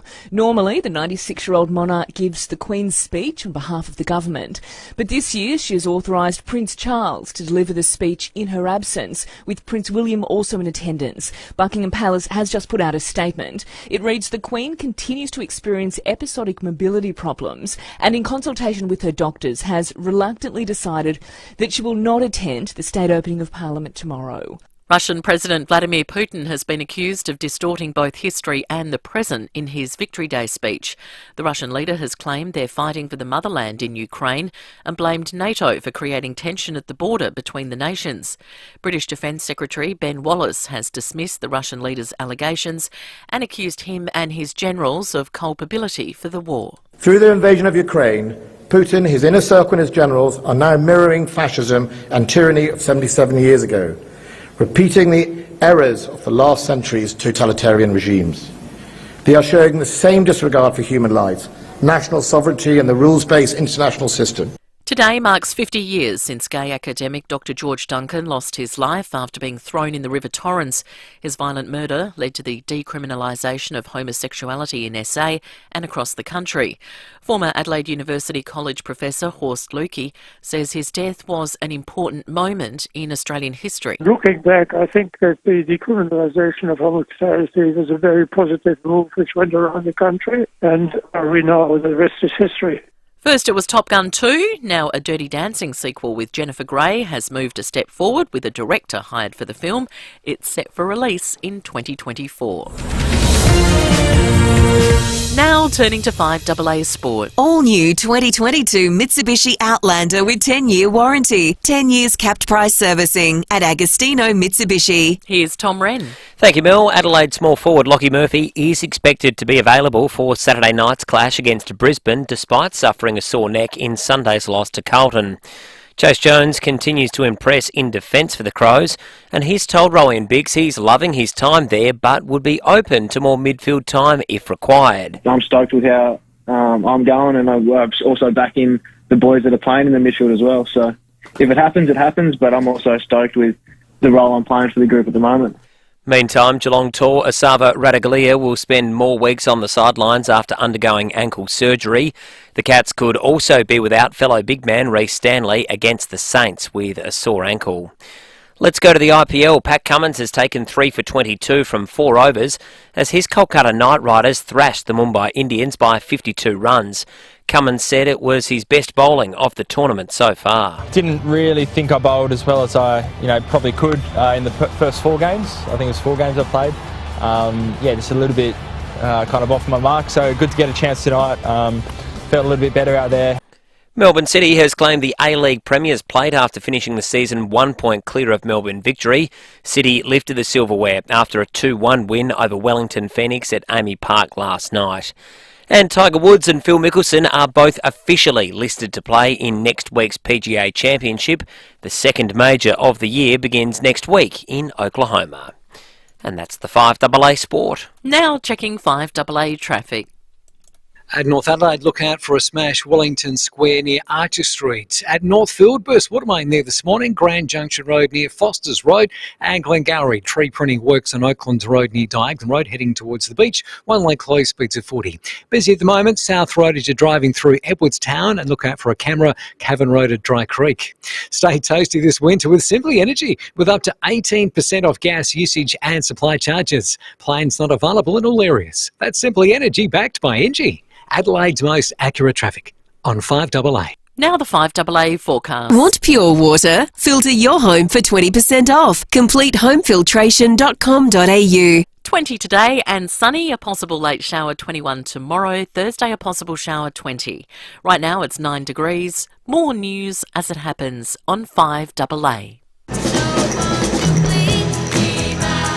Statewide Super is now Host Plus, an industry super fund for all Australians. That's a plus. You're listening to 5AA Breakfast. David Penberthy and Will Goodings. 23 minutes to 8. It's an Uggs sort of a morning, and we've got a $100 Uggs to you voucher to give away. $100 worth of Uggs. The best Uggs going around too as well, Uggs to you. That'll get you a lot of Ugg. Grange and Frederick Road. Yeah, it's quality Uggs. You won't be feeling the cold. You won't worry about the 6 a.m. weather update that we provide. No, you'll be walking with renewed confidence. You will. Yeah. You'll be a different person. You'll be laughing in the face of Mother Nature. All you need to do, we had some terrific calls earlier about Billy Connolly, who we heard from after 6:30 today. And Jenny told the story on the Telstra store about Barker text line. She went to dinner with him by virtue of having a mutual friend, didn't know he was going to be there. Best night of her life, she said, never laughed so hard. We received, we've been talking to about Nigella Lawson turning up at Parwana on Henley Beach Road last night. So we thought we'd ask you for the $100 Uggs to you voucher about your dream dinner guest. Who's your dream person you could sit down for an evening, have a meal, and just talk with? 8223 You can text us on the Telstra Storm Out Barker text line. Who's yours, Mike? By the end of the program, we'll give away $100 worth of free Uggs. Is yours a basketballer? If you asked me in the moment and said basketballer, I would say Reggie Miller, and that would be very easily done. From the Lakers? God, no. God, no. Can we just not talk basketball? Because from the Boston Celtics. You try to upset me. You deliberately try and upset me. Okay. And the worst part is it really works. I reckon I'd like to have dinner with Bill Murray. Yes. Probably wouldn't involve much food. If he's in a good mood. Yeah. He's a bit of a handful, Bill. Apparently, there's been a couple of reports recently of Bill's... There's a movie that they've stopped making because of his Bill's just conduct. He's at a point in his career, well, he doesn't need to mollycoddle people. What about that time he got arrested in Florida for drunkenly commandeering a golf buggy? Remember that? He'd be fun. He'd be fun. All right, let's talk federal politics while people ruminate over that one. Phil Curry from the Fin Review joins us. Morning to you, Phil. Yeah, good morning, fellas. How are you? We're good, Phil. I got a terrible feeling you're going to start the segment by talking about the footy. Well, I wasn't going to, but given you mention it. Yeah. I like the text you sent me during the second quarter, sort of inadvertently acknowledging the fact that you were getting a rails run from the umps. Yeah, I actually sort of felt sorry for Adelaide in the first half. I mean, I felt embarrassed at some of those frees we were getting, but... You take them, though. You do, and you don't. I feel sorry for the umps these days. The game is just so crushingly over-regulated now. They don't even know what they're doing. Yeah. Poor Kane Corns had a good line the other day. I couldn't agree more. He said, every time the ball's in the air, you got your heart's in your mouth, the whistle's going to blow every single time, because there's so many rules now, and I just think that these sort of bureaucratic microbes have been running the game for the last 5 or 6 years. Almost strangled. This is actually this is exciting me, Phil, hearing you talk about the over-regulation of something, bureaucratic microbe. Maybe we should have open and free elections for the running of the AFL. We could have, the hard right, the conservative AFL people, and you've got the liberals, anything goes. It's a bit like small government. Yeah. Because that's what the AFL needs. It needs less government. An umpiring libertarian. Let the game run free, I think. Yeah, absolutely. Just get rid of that stand rule. God, that'd be the first thing I'd put against the wall. Followed by that, you got to nominate who the ruckman is. Yeah. Just let the teams nominate, and if more than one goes up, ping them, but you don't have to tell the umpire. Yeah. The team sort it out. It's just more bureaucracy. Every single guy. No, anyway, I could go on for ages, and I will. Have you recovered from watching the debate yet, mate? I liked it. I thought it was a cracker. We complain, how wooden these people are, and how stilted and boring these debates have been in the past. And I thought it really worked the other night, because they just got into each other. I mean, you've got to remember, in 2 weeks' time, one of these blokes is going to be finished, right? There's a lot riding here. 26 years in Parliament for Albanese. Morrison, 15 years, is the Prime Minister. One of their careers is going to be over. There's a lot riding on it. There's a lot of passion, and they let that. And that really came out. The other thing that debate produced was actually honesty. We actually got real answers from them. Albanese, for the first time, admitted he couldn't back his guarantee on wages. He'd been saying, I'm going to make wages go up. And when, Morrison grilled him, he said, actually, I can't guarantee that. I can only have it as an aim. And, and Scott Morrison, for the first time, admitted he shouldn't have said that thing about the vaccine not being erased.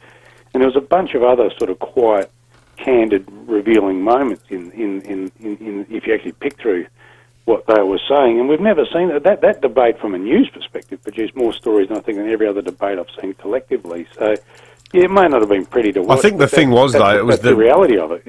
Yeah, I think the thing that jarred with people, though, was how shouty and how much interruptions there were. But there was a bit. There was. I get your point, though. I get your point. Yeah. Barnaby Joyce this morning said, "Well, if people don't like it, the alternative is China, where no one ever gets to debate the leader at all." Is it? Well, is that the only alternative? No, there's a third way where it's a bit more controlled. I get your point.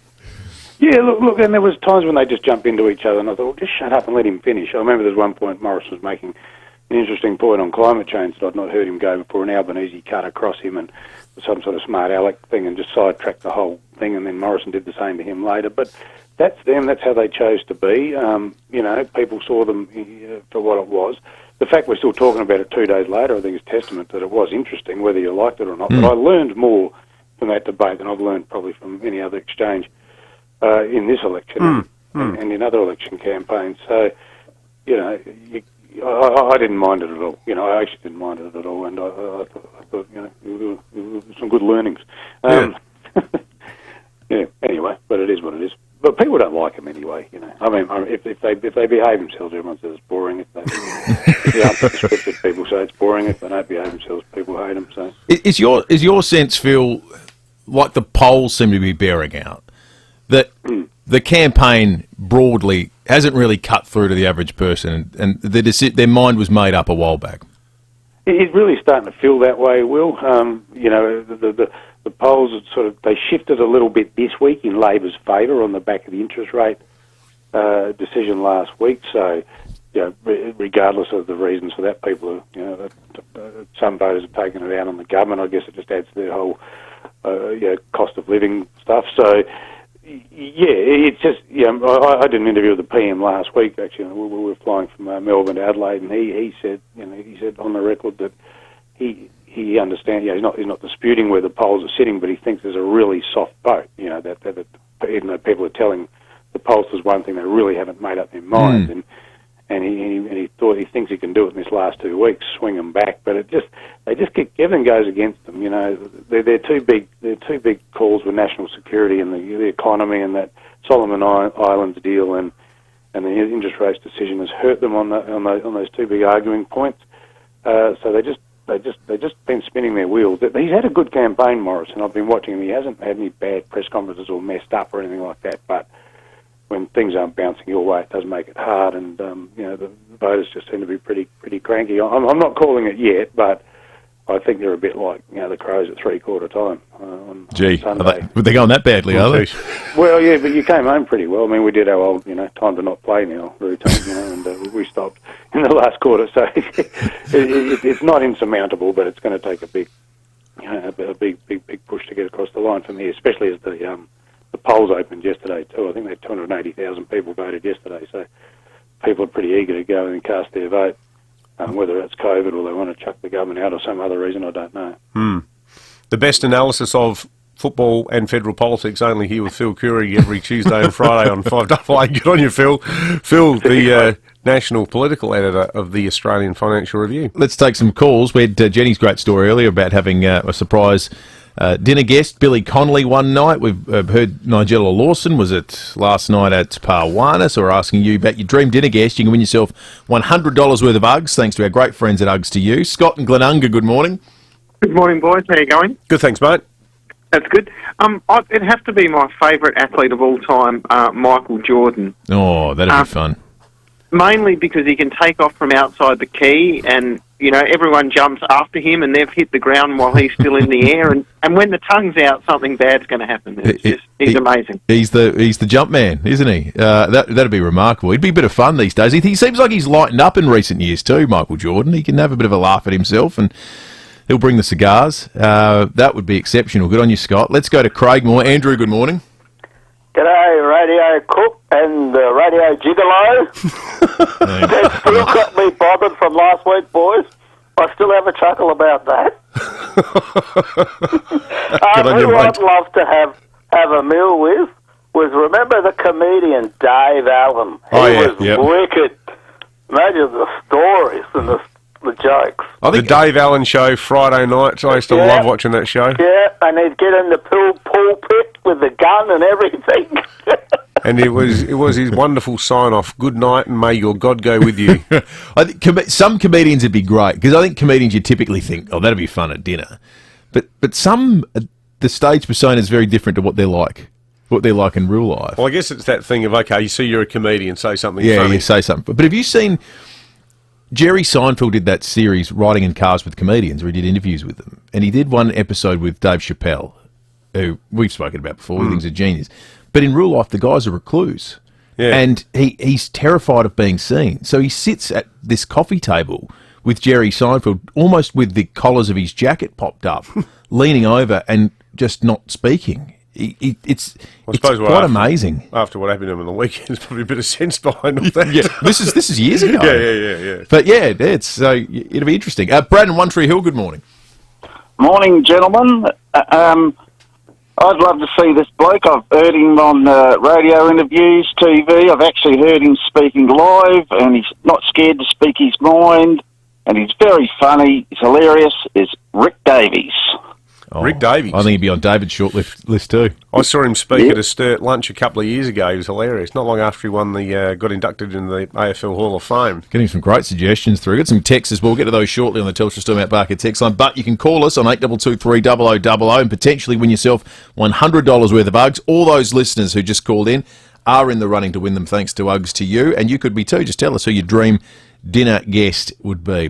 Let's check traffic, and when we come back, John Blake will be not too far away. Thanks, Will. At North Adelaide, smash at Wellington Square near Archer Street. Burst water main this morning at Northfield, Grand Junction Road near Foster's Road, and Glengarry. You'll find tree pruning works on Oaklands Road near Diagonal Road, heading towards the beach. One lane closed and speeds reduced. Busy at the moment, South Road as you're driving through Edwardstown with cameras Salisbury Highway, Dry Creek, and Whites Road at Paralawi. A little bit of help brought to you by NRMA Insurance, who have been helping Australians for over 95 years and are proud to be here in South Australia. Adelaide's most accurate traffic on 5AA. This is the sound of Julian's bargain price vacuum with deep express suction. This is the sound of Julian trying to fix his bargain price vacuum, which infuriates him deeply. Yes, this is the sound of bargain regret. When it comes to the important stuff, like insurance, don't risk it. Go to Amy instead, who offers great value cover you won't regret. Amy does. Before buying insurance issued by AAI Limited trading as Amy, read the PDS at amy.com.au. TMD also available. I'm Rachel Swift, health specialist, small business owner, volunteer and Liberal candidate for Boothby. I listen and will be the strongest advocate for our community. A strong economy means a stronger future. Vote 1 for Rachel Swift in Boothby. Authorised West Meldrum, Liberal Adelaide. Now, if you're fitting out a workshop, your shed, rooms around the home with extra storage, could be something in the garden, e.g. my excellent garden bench. Well, forget the flat pack. Ring the excellent people at Sharman Shelving. Go with Sharman Shelving all the way. Absolutely. And here's the thing we love all about Sharman Shelving, and that is that it's all done for you. No flat pack. There's no instruction booklet in 19 different languages. Yes. You know, you always got to find English, you got to flip through 17 pages, and you get to English and you think, is this actually English? And it feels like they've done it on Google Translate. Yeah, that's right. You know. It doesn't. My favourite is the ones Find where... key and place part A in whole K at rear of unit. Yeah. Okay, what? I like it when they have the list of all the different... Speaking the Deutsch? I like when they have all the little graphics of the different screws. And it's like, this is, and you look at it and go, do I need a magnifying glass to the difference between these? Yeah, you do. Is there any, like, can we, surely there was a better way of doing it. There is. It's called Sharman Shelving, because they do it for you. Mine just turned up and landed in the backyard. I went out there and said, hey, Bill, that looks excellent. Can you do that, but can you make a few tweaks for it? Because I want to have some spots to keep all my hand tools up the top there, some shelves. He goes, yeah, we can do that. And what's the process by which it arrives? Like, well, you just point at the spot in the yard where you want it to go, and we'll leave it there. The other thing is they'll come out to you. They'll give you a free measure and quote, then deliver and assemble it all for you. Or if you do want to assemble it yourself because you're pretty handy, then they'll give you all the support you need. They're a great Adelaide success story, these guys. A lot of them came out of the old Holden and Mitsubishi. Like they know how to build stuff. Well, you look at it and you go, that's been built by people who are actually good at what they do. When it comes to storage solutions, everybody needs a little Sharman in their life. 412 North East Road, Windsor Gardens, sharmanshelving.com.au, or take a look on Facebook. Hi, Katie Bridges here, Market Lead at FIVEAA. Last year I participated in the Vinnie's CEO Sleep Out. It was an extremely wet one, and I was certainly grateful that I could choose to do it for one night only. But it was absolutely worth it to raise funds and support the incredible work that Vinnie's do. I've signed up again this year because I care about our community, so I'm urging other business and community leaders that care to do the same. Register now at ceosleepout.org.au. The 7-seat Isuzu MU-X is born to shine. With integrated voice command, wireless Apple CarPlay and 5-star ANCAP safety. Hurry to your local Isuzu U dealer today. 5AA Breakfast is streaming live right now. To watch, simply head online to 5AA Facebook or search 5AA on YouTube. Statewide Super is now Host Plus, an industry super fund for all Australians. That's a plus. You're listening to 5AA Breakfast. David Penberthy and Will Goodings. 7 to 8. Hobart and Melbourne had a fast start, but we've surged past them in the warmth stakes. 10.5 degrees outside in Adelaide at the moment. Are we up to 10 already? We're up to 10 already. Yeah, we're laughing. We just flirt Got with up the cold 4 weather. degrees in an hour and a half. Yeah, this is scorching now. It's going to get to 20 today, so it'll actually be a pretty nice day. Sunny, light winds, clear. It'll be really lovely. Good day to be for honest. gardening. Good day for walking. Be good to Just go good to one day of to the be out and about. conservation parks. Yeah. You're not going to get burnt. No. You're not going to overheat. Yeah. So just get around and it'll be fun. Tomorrow, less good. 21 with maybe a little drizzle around the place. Similar for Thursday. Friday will be 22 with up to a mil of rain, and then some showers on the weekend. Saturday, the 14th of May, will be 21 with up to 3 mils of rain, and Sunday, 19 with up to 2 mils of rain. 6 minutes to 8, and time for John Blake, thanks to Aussie Fast Transport Solutions. Interstate freight, distribution, warehousing, and local Adelaide couriers. Call Aussie Fast 13 13 64. Now, the latest news with Wallace Fogg.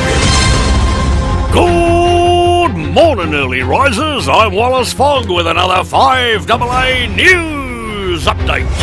Demands for answers as we hear news of patients waiting outside Lyle McEwen Hospital in the freezing cold because the emergency department was too crowded. This included a 92-year-old woman who sat outside emergency for 2 hours on Sunday night. Premier Peter Malinauskas described the incident as a substantial stuff-up and said he would launch an urgent review into the circumstances. He said it's difficult to fix these health issues, especially when there's a climate emergency and an important car race to organise.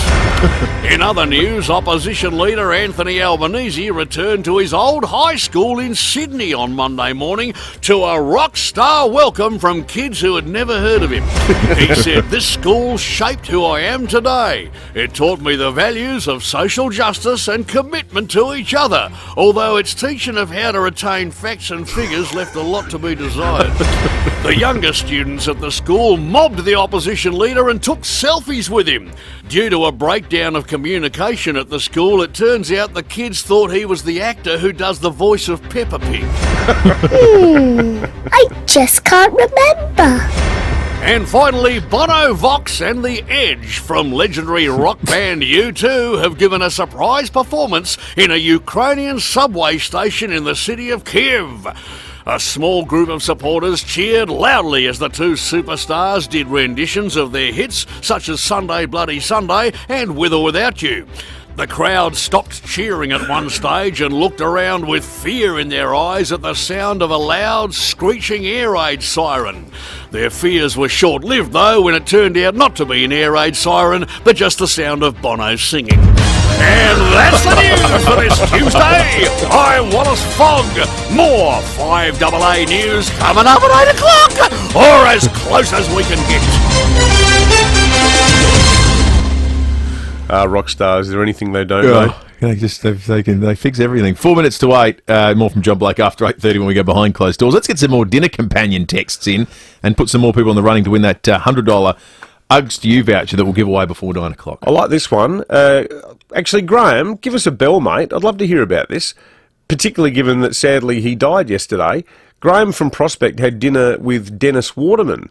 The news of his death only broke yesterday. He was obviously the star of the Sweeney and also Minder. Cult program Minder with the famous I Should Be So Good For You song. Graham says, lovely bloke, brilliant TV shows and characters. One here from Mick for fans of hip-hop and also the show Law and Order. Mick had an Aussie burger in Hindley Street with iced tea. That's fantastic. How bizarre. What about that? Jim in Walkerville says his dream dinner would be with Humphrey B. Bear. I just feel like he'd have a lot to say. Very droll. And Jimbo, not my son, Jimbo says his dream guest for dinner would be either Tom Brady or Arnold Schwarzenegger. Where'd you take Arnie? I reckon you'd take Arnie to the Austrian club in Bowden. He'd like that. Yeah, he probably would. Get a schnitzel into him. He seems like he's actually good fun, Arnold Schwarzenegger. Oh yeah, I think he's hilarious. Yeah, he's he's totally aware of who he is, how he's seen. I saw him speak once, and he interviewed Tony Blair. Yeah, and he cracked this great joke at the start, and he said, "I love catching up with my good friend Tony because he makes me laugh. He has this crazy accent." It was just really self-deprecating and fun. 2 minutes to 8. We'll take some more of your entries for your dream dinner companion or dinner guest after 8 o'clock. And again, that $100 Uggs to You voucher is on the line. 8223 0000. Breaking 8 coming up in just a moment. We'll make the first $30,000 paid on a home loan tax deductible each year and restore the great Australian dream to a young generation that currently have it taken away from them. Authorised by Craig Kelly for the United Australia Party, Brisbane. With tax time approaching, it's time to take advantage of the federal government's instant asset write-off. It's also a great time to speak to Toyota about a new forklift for your business. Check out their huge range of quality Toyota forklifts, pallet jacks, walkie stackers, reach forklifts and more. With legendary reliability and safety, plus cleaner, greener electric options. It's all part of the Toyota Forklift Advantage. For more, visit toyotamaterialhandling.com.au. Get a Toyota forklift. Terms and conditions apply. It's hard to believe, but bi-urban bathrooms and kitchens may not be everyone's cup of tea. If you're not fussed by sticky drawers, if you're not driven mad by something that doesn't quite line up, if you don't appreciate millimetre-perfect craftsmanship and service of the highest standard, then maybe bi-urban bathrooms and kitchens is not for you. But if those things are important, buyurban.com.au, Adelaide's home renovation experts. Hello, Frank Walker from National Tiles. National Tiles May Mayhem Spend and Save is on now. Yes, National Tiles May Mayhem Spend and Save is on now. Spend $1,000 and we'll only charge you $750. Spend $4,000 and we'll only charge you $2,750. Yes, our famous National Tiles May Mayhem Spend and Save is not to be missed. But you'll have to be quick. For full details, go to nationaltiles.com.au now and save. Conditions apply. It's value the Australian way at Coles with great fresh specials this week. Like juicy imperial mandarins, 100% Aussie and just $2.90 a kilo. This week at Coles. Offer ends Thursday. 9 News has the experience to break the news. Made in Adelaide for Adelaide. 9 News. Online, on DAB Digital Radio and on 1395 AM. Talking Adelaide.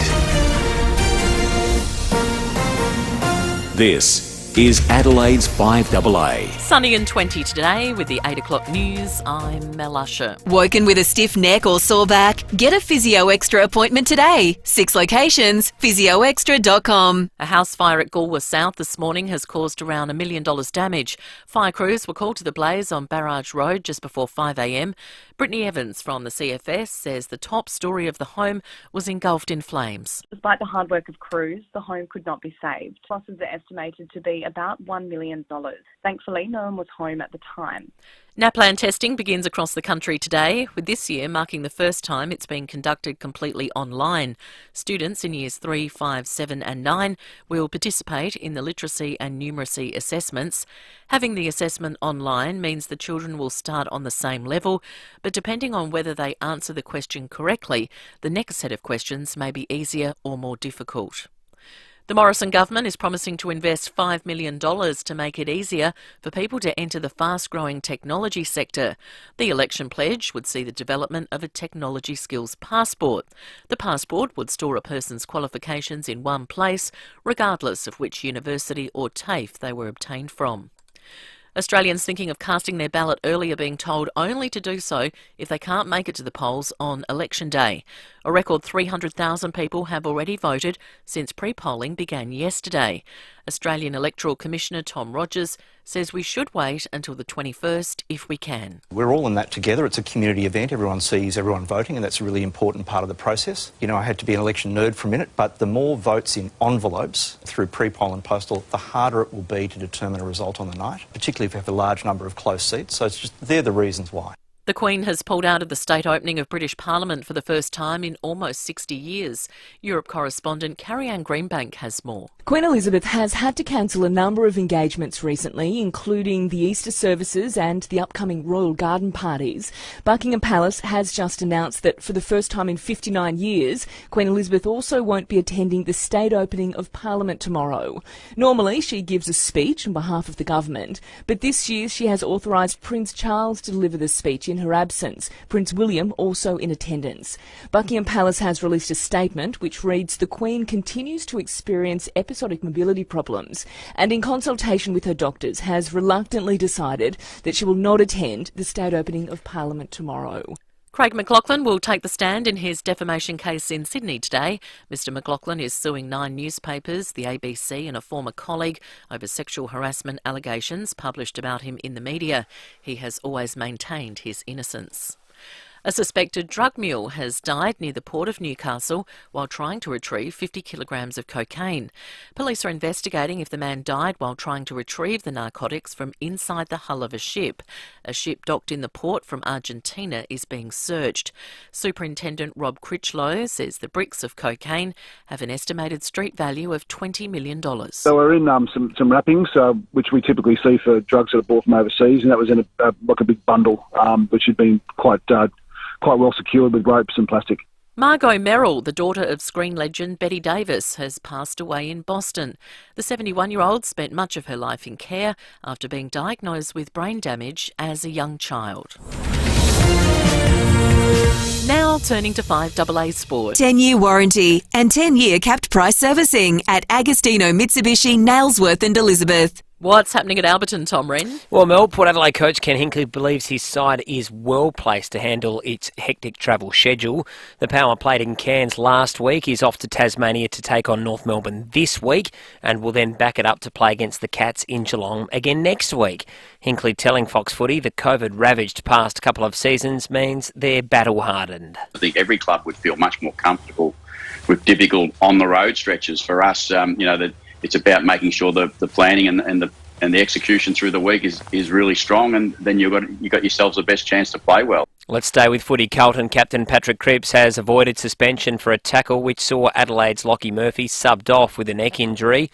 Meantime, 7 West Coast players have been fined for attending a nightclub after the club's 109-point loss to Richmond a fortnight ago. Socceroo striker Jamie McLaren has won a third consecutive A-League Golden Boot award. McLaren scored as Melbourne City secured the Premier's plate with a 2-1 win over the Wellington Phoenix.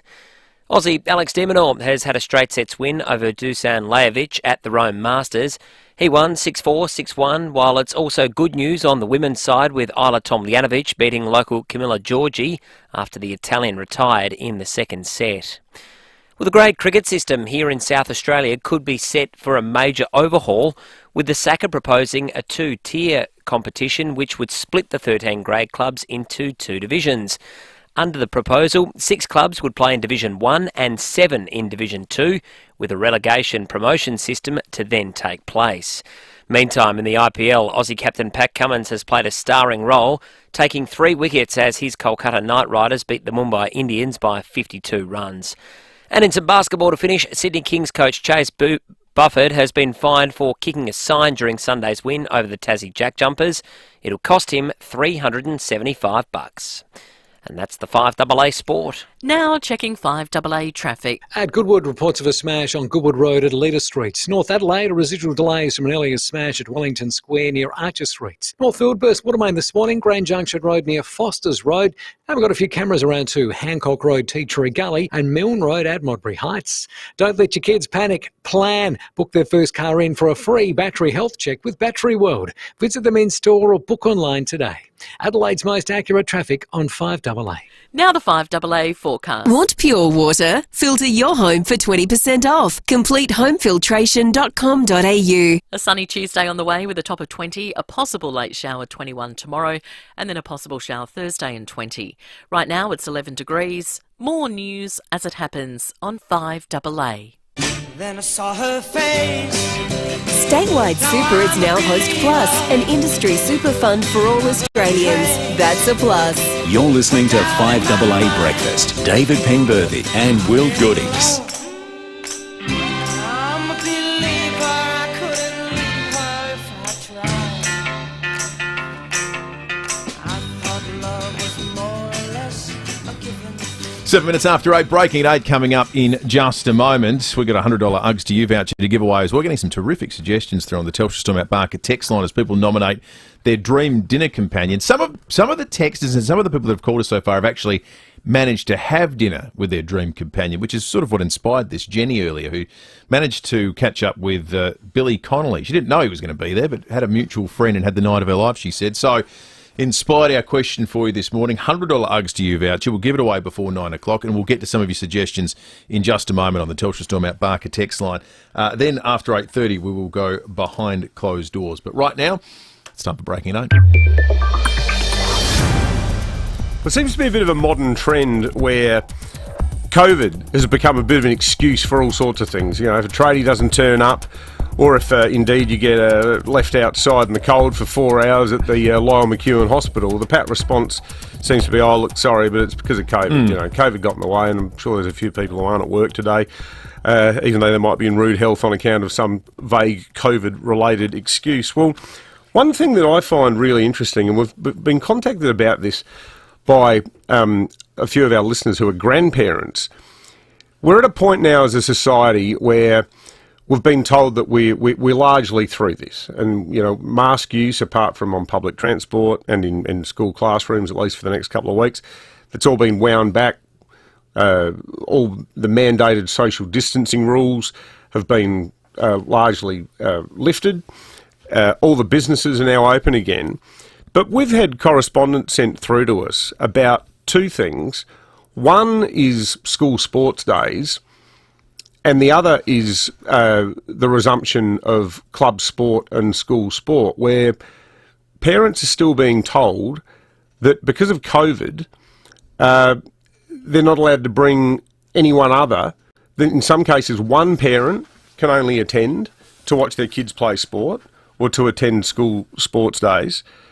In other cases, both parents or caregivers are being told that they can go, but there are still mandated policies preventing grandparents from attending anything. And I was talking to a friend of mine who was in this position a couple of weeks ago where their grandparents said, I'd love to come along to the school sports day. I said, well, sorry, you're barred from attending. Now, if we're at a point where we're meant to be sort of taking greater responsibility for our own health, surely people who have somehow managed to battle through 7.5 or 8 decades on this earth are old enough to work out for themselves whether they're capable of watching their 6-year-old grandkid run around. Surely you've earned the right to make determinations about what's best for your health, haven't you? I sort of get it in the context of, well, you've got to be really cautious. We want to make sure there's not too many people at these sorts of events because we don't want things to... Okay.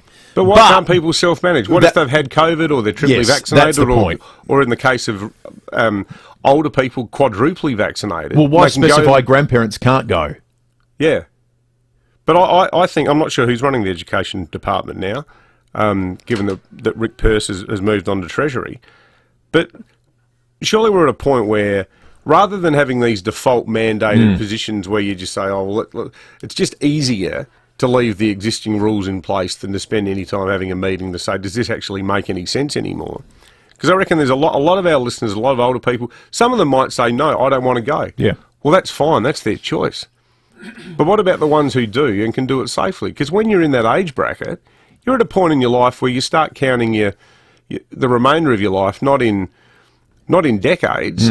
So every passing year where you miss out on a moment like that, particularly when you're retired and your grandchildren are your world, I think it's sad and cruel might be too strong a word for it, but it's certainly pedantic and not particularly based in science either, I wouldn't have thought. Yeah, surely that one won't take much changing. That's pretty. You wouldn't have thought it's so. a pretty easy thing to do, isn't it? If there's the will to actually have a look at it. Well, then maybe that's the... But I mean, isn't this Lyle Mack thing just a classic example of that? It's like, because of COVID. What? It's because of COVID, on health grounds, you make a 92-year-old sit outside for 4 hours? Yeah, well, that's rubbish. That's rubbish, because we've been repeatedly told, and all the modelling has showed, that there isn't a capacity issue. Yeah, that's right. So, how does this happen? Yeah. By design?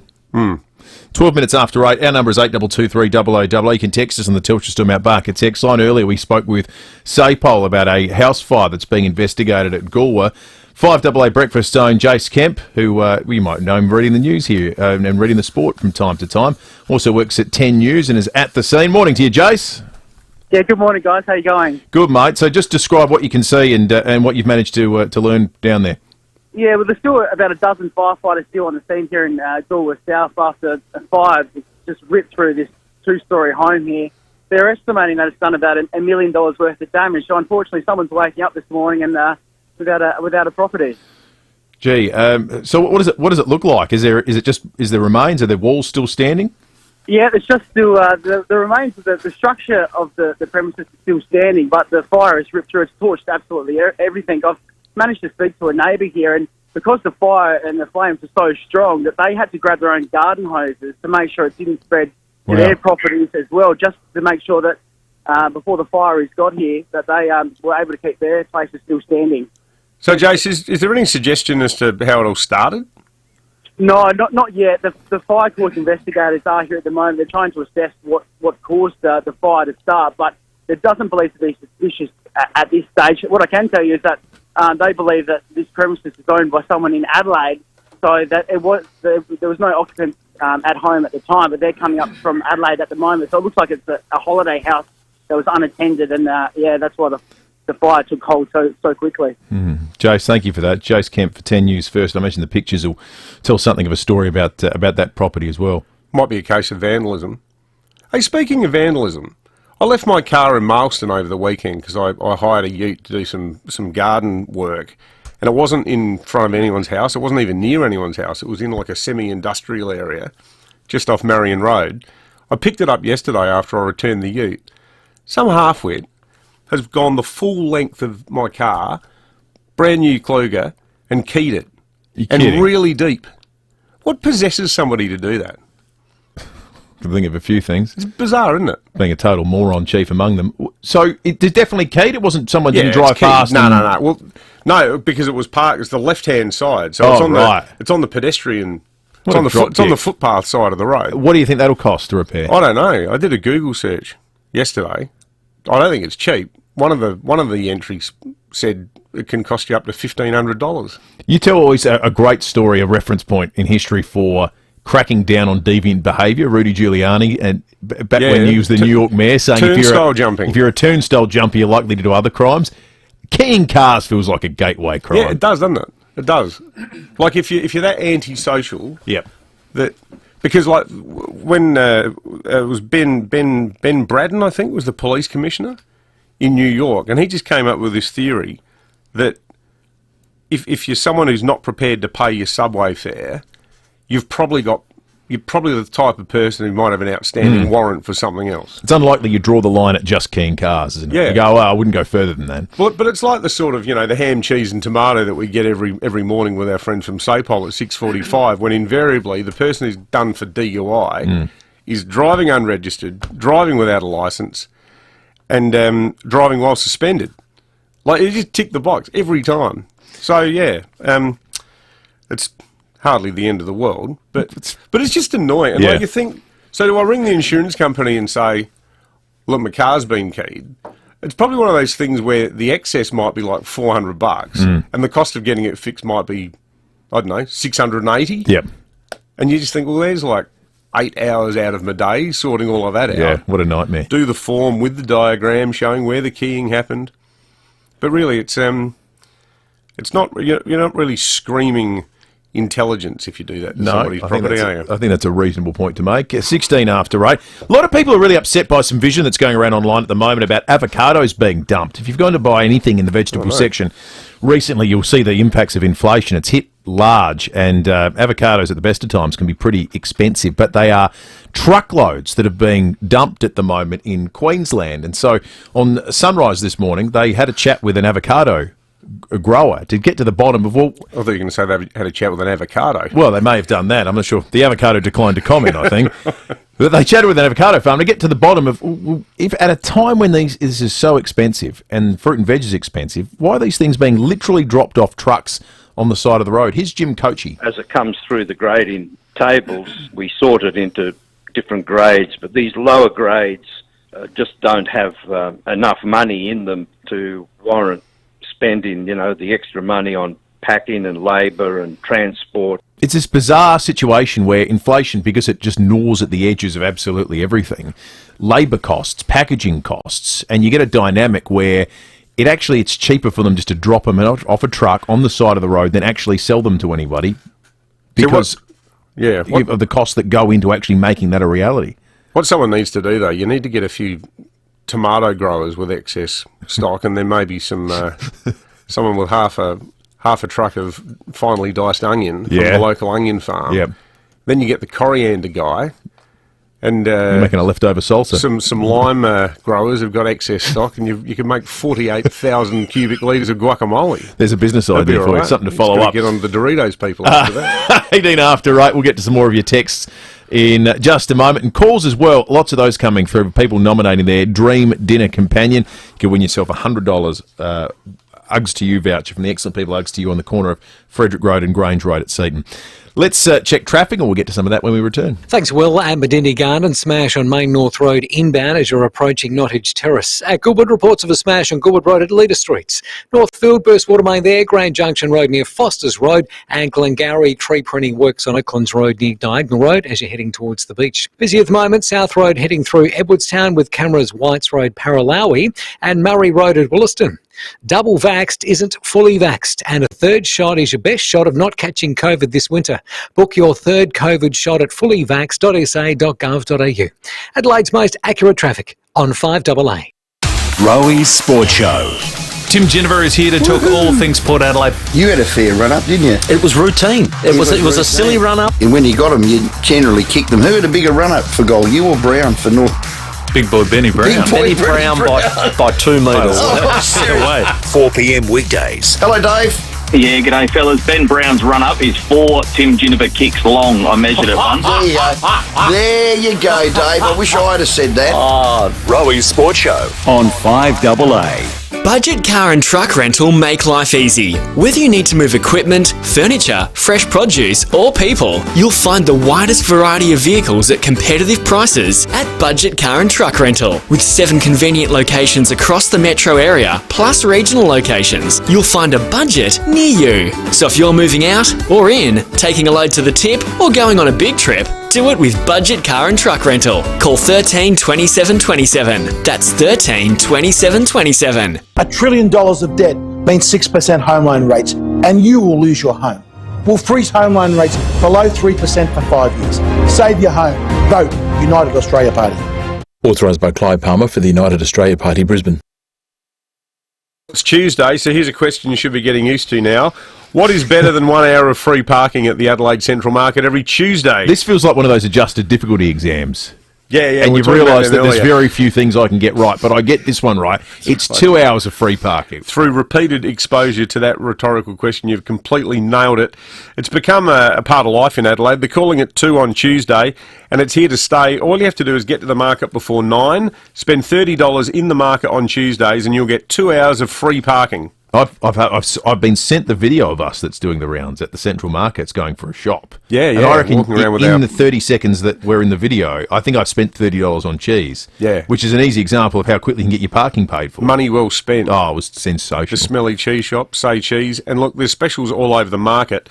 All you got to do is get in before 9, get that breakfast and get some Tuesday Trader specials and ask around because you can save money on all of your favourite goodies and essentials. There's specials every morning until 11 on fruit and veg, meat, seafood, poultry, bread, dairy, take-home meals and small goods. Just ask your favourite traders. All that and 2 hours free parking before 11 a.m. Tuesday is a great sort of market day. Nick Chigwidden from Physio Extra talks about how One Solution streamlined their business. At Physio Extra, we needed to upgrade our IT and communication systems, which is critical to us having a successful business. We spoke to the guys at One Solution and they provided us with a fantastic strategy on how we could bring our phone and our IT under the one roof. The ongoing service and support they've provided us is also excellent. I certainly recommend One Solution for any business. Visit onesolution.net.au, winner of the National Telstra Customer Experience Award.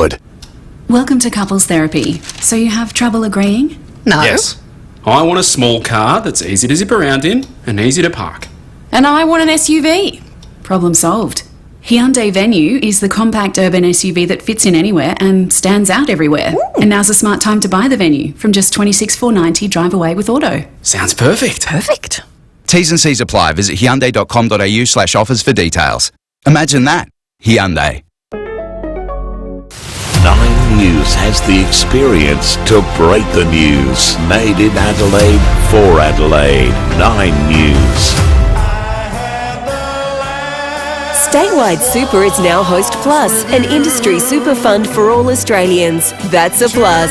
You're listening to 5AA Breakfast. David Penberthy and Will Goodings.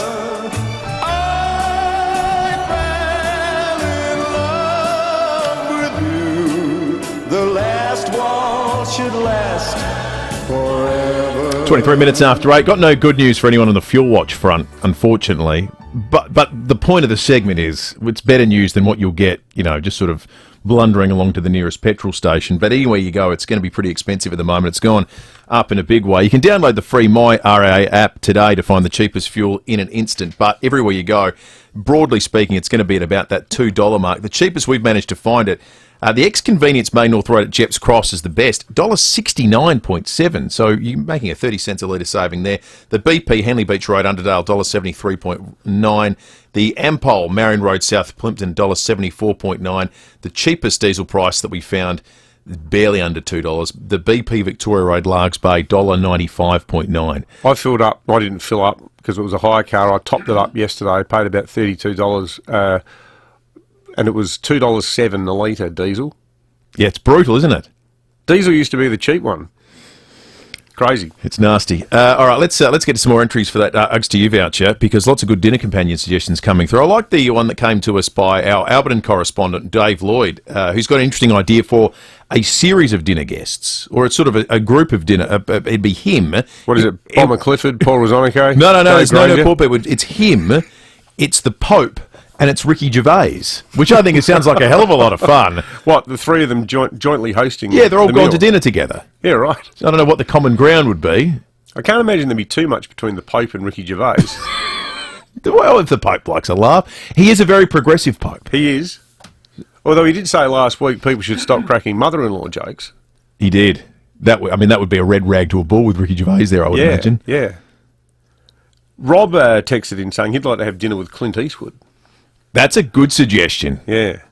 Clint, that would be good, wouldn't it? It'd be quite intense, I think. You can so much. You've talked to him about so much. His acting career is obvious, but he's directed so many terrific films. I mean, he is. He was in politics for a long time. He was the mayor of was it Carmel in California? Beautiful town. He is quintessential Hollywood. Jake has picked someone who I must admit, given the amount of David Attenborough videos I watch with my kids, he'd love to have dinner with David Attenborough. That guy would have so many great stories to tell, wouldn't he? When you see have you ever seen that footage of David Attenborough when he's a kid talking about how he's made all these special camera devices for filming bugs in his backyard? No. Oh, it's awesome. And I'll tell you what, do yourself a favour, as Molly Meldrum would say, just type into YouTube orangutan and saw, SAW. There's this amazing video. It's in one of his top 5 compilations of these orangutans in Borneo, where they live, who they find a saw in their enclosure. Within 3 hours, they're chopping up wood. Is that right? This lady orangutan is just sitting there holding the saw, and she's worked out how to use it back and forth. It's the most stunning thing you've ever seen. Is Lady Orangutan her preferred descriptor? Well, I don't know. I'm just trying to keep it formal. She like landed gentry. She's Lady Gaga. She's a landowner. You know the word? It means orang means person, right? In Indonesian, and utan means jungle. So literally, an orangutan jungle person is jungle person. Didn't know that. Jan sent us a text on the Telstra Stormont Barker text line from McClarence Gardens. It says, my husband and I are grandparents and we can't go to our grandson's football matches.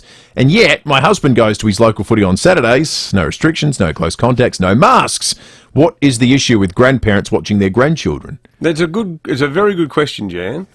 And like people who think this is some sort of trifle, some sort of, well, whatever, get over it. I actually think it's of great significance to cruel. people who are in their autumn years. Rodney's called in on this. Morning to you, Rodney.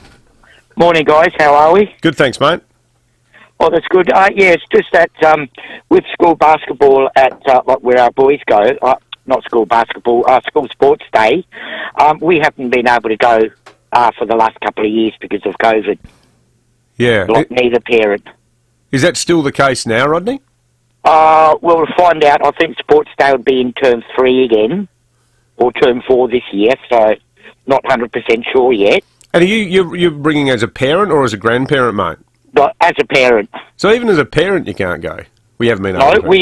No, not even one was able to go for the last couple of years because of COVID. But both parents are allowed to go to school basketball, which is indoors. Well, this is funny, and this is where the sports day thing puzzles me, because, I mean, sports days are held on large ovals. Mm. And generally, you don't get upwards of 10k people at a school sports day. A lot of these sort of logical non sequiturs now feel like a byproduct of the failure to repeal laws as opposed to weirdly introduced restrictions. Yeah, absolutely. So it's just all the leftover stuff that people haven't got around to getting rid of. 28 minutes after 8, 5AA News is coming up. Behind closed doors, not too far away. Cue the fireworks. Southern Mitsubishi is celebrating the end of financial year with a bang. Ooh, that one's pretty. I like that one. The team at Southern Mitsubishi will light up your life with huge savings across the entire Mitsubishi range, all designed to thrill. Don't miss your chance to start the new financial year on a high. Visit Southern Mitsubishi and save. 147 Main South Road, Morfettvale, driven by Australian Motors, LVD 80. Have you thought about where your face mask was made? Remember, not all face masks are made the same. So when it comes to protecting yourself and your family, think PPE Tech. 100% Australian owned and made. PPE Tech manufactures P2 face masks that comfortably seal to your face and filter more than 98% of particles. Now is the time to protect all Australians and support Aussie-made products. Order online to receive up to 40% off and free delivery at ppetech.com.au. That's ppetech.com.au. Wallace Cinemas is a South Australian family institution in the movie game, and they're adding to the family with a new cinema in Gawler. This is exciting. You can see blockbusters to classics, girls' night out, other special events, plus you have all the Wallace gift cards and cine savers that you love. Candy bar prices are staying low, and you can enjoy your favourite SA brands like Golden North Ice Cream, Fluorio Milk, Men's Fruit Chocs, La Crema Coffee and more. See blockbusters like Doctor Strange in the Multiverse of Madness, you might see David there, Downton Abbey and Sonic the Hedgehog. Plus look out for Top Gun Maverick and Jurassic World coming very soon. It's all on the big screens at Wallace Gawler, 11 Murray Street, Gawler. I know Will's very excited about the Dirty Dancing remake. Support your local SA-owned cinema, partnering with other amazing SA businesses. Visit wallace.com.au for tickets or download the Wallace app. 5AA Breakfast is streaming live right now. To watch, simply head online to 5AA Facebook or search 5AA on YouTube.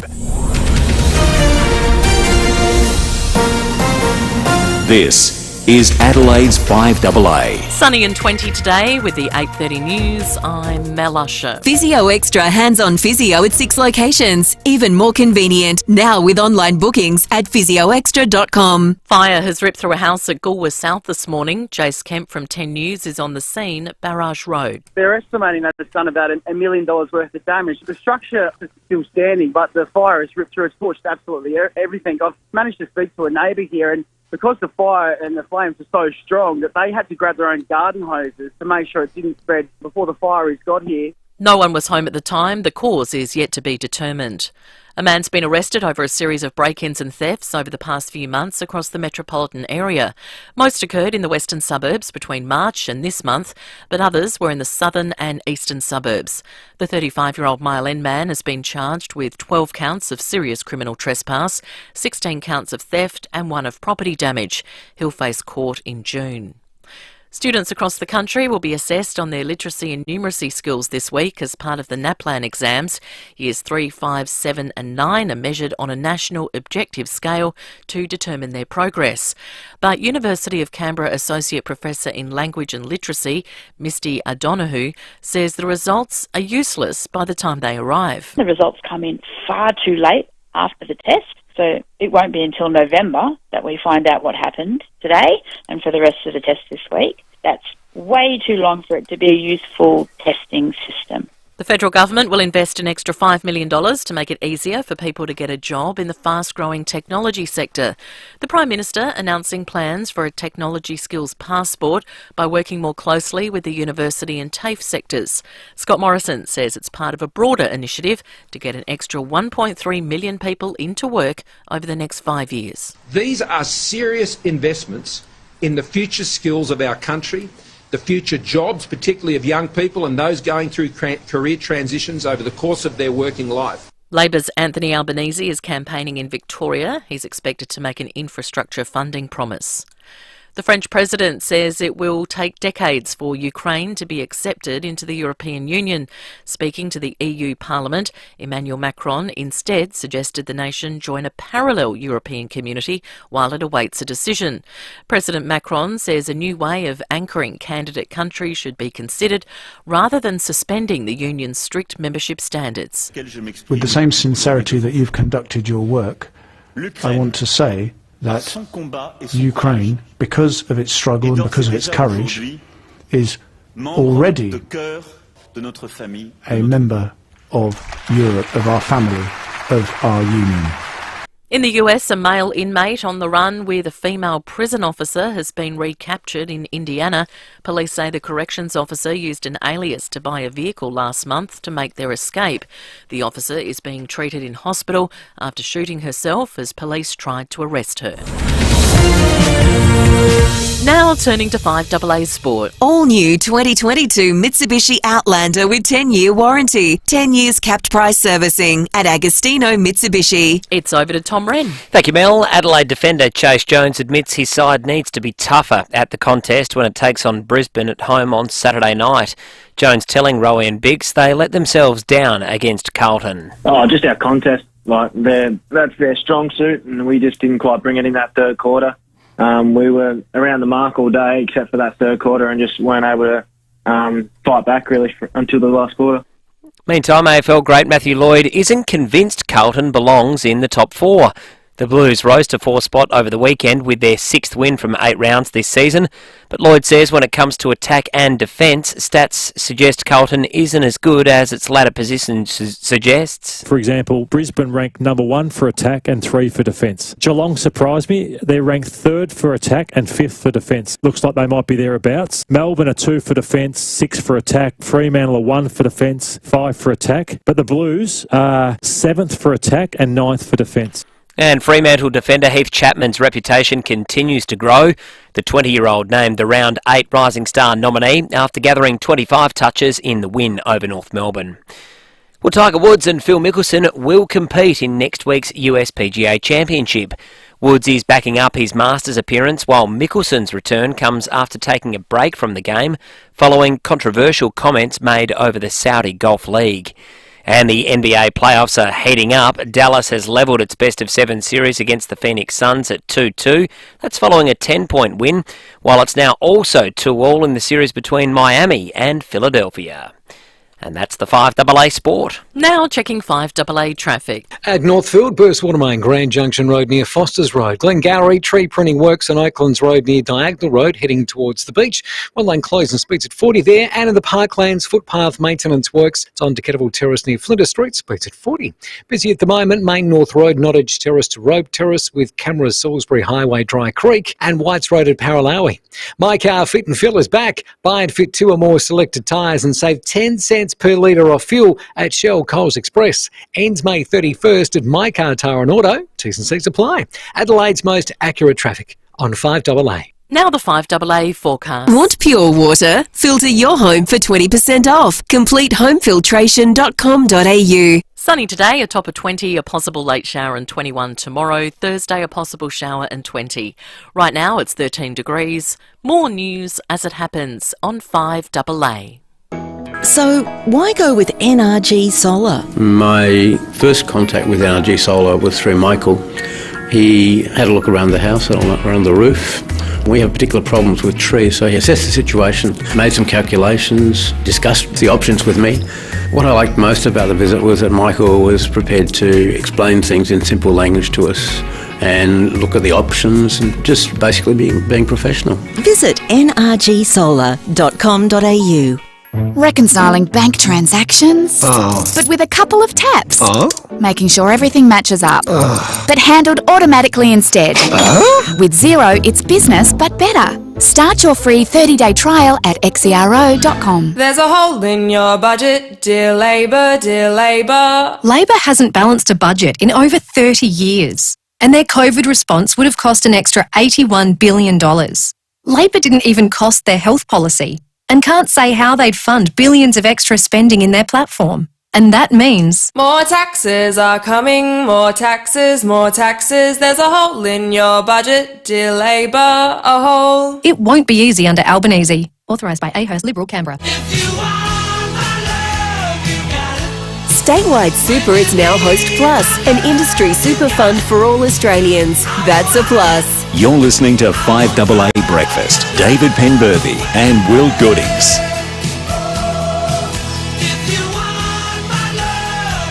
22 minutes to 9, Behind Closed Doors is coming up. Will you find yourself whistling along to that latest Liberal ad later today, do you think? They're trying hard with the alliteration and the catchiness, aren't they, between it's almost like the Tom the Cheaper Grocer. Where do you get it? Yeah. Or there was a famous Labor ad in the 1980s, I think it might have been at the 87 election when John Howard was running quite well until Sir Joe came along and knocked him off his perch by stuffing up the coalition campaign. But there was an ad called Whining Wendy, and it was this woman just looking straight onto the camera, standing in the kitchen going, "Where's the money coming from, Mr. Howard?" And people went, "That is the most annoying ad ever." Doesn't mean it wasn't an effective ad. Yeah. So maybe that daft jingle was part of their plan to irritate their way back into power. You know, what I'd like to thank the political parties for advertising. It doesn't mean that when you shell out your hard-earned to appear on this program that you're not going to have your ads critiqued. Exactly right. That's the price of democracy. That's exactly right. 21 minutes to 9. You might have heard in 5AA News with Mel Usher over the course of the morning that this being the 10th of May marks 50 years since the death of Dr. George Duncan, who drowned in the River Torrens and whose death heralded a change to gay hate, the legality of homosexuality and gay hate crimes in South Australia. It's a really significant moment, and one that's been marked at the month-long History Festival here in South Australia by historian Tim Reeves, who'll be speaking on this day and on this event a little bit later today. Tim, good morning to you. Good morning. Tim, it's quite staggering to think that 5 decades ago something so cruel and callous and savage could happen only a short stroll from here down on the banks of the Torrens. Tell us a bit about Dr. Duncan and his life, because he was an extremely well-regarded academic, a great teacher of students at Adelaide Uni. But what do you think his legacy is? Oh, boy, that's a big question. Well, the legacy of his death, as tragic and senseless as it was, is that very soon after, within 11 weeks, there was a bill introduced into Parliament to decriminalise male homosexual acts. That didn't succeed, unfortunately, but South Australia in 1975 became the first state to enact gay law reform, and in fact Tasmania was the last, and it took another 22 years. So South Australia really led the way, and it was all triggered by Duncan's death. How candid can we be, Tim, in 2022 about the people who did it to him? Are you in a position, I mean, are we in a position legally to call this for what it is? I mean, clearly it was a gay hate crime, but can we talk openly now about who did it to him? There were always, from the very early days, implications that vice squad officers killed him as part of their regular activities down. It was a meeting place for homosexual men. The vice squad would police that area and entrap men and potentially send them to jail. Certainly we know from the evidence of the man, Roger James, who was thrown in with Duncan, that the attackers were all wearing suits. And this is not normally the garb of, say, young homophobic attackers. This would have been what would have been worn by vice squad officers. But of the 3 policemen who were named, they were finally brought before the courts in 1988, and 2 of them were acquitted, and the other one actually there was not sufficient evidence to actually try him. So the strong sense is it was police, but no one has actually been convicted. Tim, you've written a book on the event, and you've also, as I understand it, helped and collaborated with a theatrical version of the telling of this to make sure the historical details are accurate. Why is it important the story gets retold for audiences in 2022, do you think? I just think it's really important, especially for young LGBTIQ people, to realise that, 50 years ago, it was a very difficult time being a homosexual man. Sex, even in the privacy of your own home, was criminal. People were entrapped by police on the beach. They could be sent to jail. People killed themselves because their families found out. It was splashed on the front page of the newspaper. It was a very difficult time when you consider that one's sexuality is something that's very innate. And I hope that there are a lot of young, not just LGBTIQ, but all young people remember the Duncan case and remember how far we have come and how awful it was back then. Yeah, absolutely. Well said, Tim. And also, in a broader sense, I've got to say, we talk a lot about history on the show, and it's great that this is part of History Month, and it's good that we're looking at something as full on as this, because it shouldn't be forgotten. I can remember we did a big thing about it in On D, the student newspaper at Adelaide Uni in 1990, and one of the guys who wrote the article knew Dr. Duncan and gave a good rich account of what a good bloke he was and what an intelligent bloke he was as well. So for listeners who like to know about all the stories that make us who we are as South Australians, do a Google search for History Month, because there's a lot of great things, such as the presentation that you, Tim, are doing, where whatever your appetites and interests are, you can learn a lot about SA through the study of history. Good on you, Tim. Tim Reeves, historian. Thanks for joining us this morning. My pleasure. 15 minutes to 9. You make a good point too. It's the toughest history to talk about is generally your own history and relatively recent history. That's I don't know why we get so head up about it. I mean, we see it a lot with Indigenous stuff where, I mean, I'm not being blasé, and Indigenous people who listen to the show don't think I'm shrugging my shoulders and saying, suck it up / get over it. But we are not unique as a country where we've had terrible things happen and mistakes have been made. Show me a country in the world that is without blemish. So if we can just sort of accept that as our starting point and move on and talk about it. Pretending you're perfect is part of the problem, surely. Yeah. And this is a very recent case of imperfection. I mean, if anyone wants to say that there's anything even remotely defensible about what happened to that poor bloke, I'll go he. Yeah, absolutely. And I think, too, that it's changed a lot now where, I mean, there's parts of Australia, like if you live in Paddington, you're almost the odd one out if you're not gay. Like being gay is kind of, in a lot of sort of, progressive, open-minded Australia, now it's like, well, whoopee-doo. But I think that what happened to Dr. Duncan, I reckon there'd be blokes in country towns who still feel like things haven't changed at all, where, like, the smaller the community, there would still be people who feel like they've got to keep this a total secret, that if anyone knew, they'd be in real strife. But what does it say about men that I think it reflects a bit like the guy in The Next Door Neighbour in American Beauty. I think there's like a weird sort of insecurity on the part of ostensibly heterosexual men who hate gay people so much that they want to beat them up. Why do you do it? I was heartened by the response to the Josh Cavallo story at Adelaide United. Totally. Because I think that was entirely the way that progressed, that story was kind of how you'd hope, in that it was noteworthy, it was newsworthy, it was newsworthy globally for about a week. Yeah, totally. Now no one talks about it, except 100%. For when you get a couple of moron supporters who do the wrong thing. But by and large, most people go, okay, yep, cool. Yeah, good on you. 13 to 9, the History Festival runs through until the end of the month. It is until the 31st of May. The theme is Reimagined, put on by the History Trust of South Australia and the state government. Let's check traffic. When we return, behind closed doors won't be far away. At Bridgewater, smash on the freeway inbound. It's near the Bridgewater exit. Quite heavy delays there at the moment. Northfield, Bruce Watermain, Grand Junction Road near Foster's Road, and Glengarry. Tree pruning works on Oaklands Road near Diagonal Road as you're heading towards the beach. Look out for a few cameras on the drive-in this morning. Main Street, Kapunda, and Port Wakefield Road at Paralawi. The federal election is on Saturday, May 21st, and your vote will help shape Australia. Make sure you know how to complete your ballot papers correctly. Find out how at aec.gov.au. Adelaide's most accurate traffic on 5AA.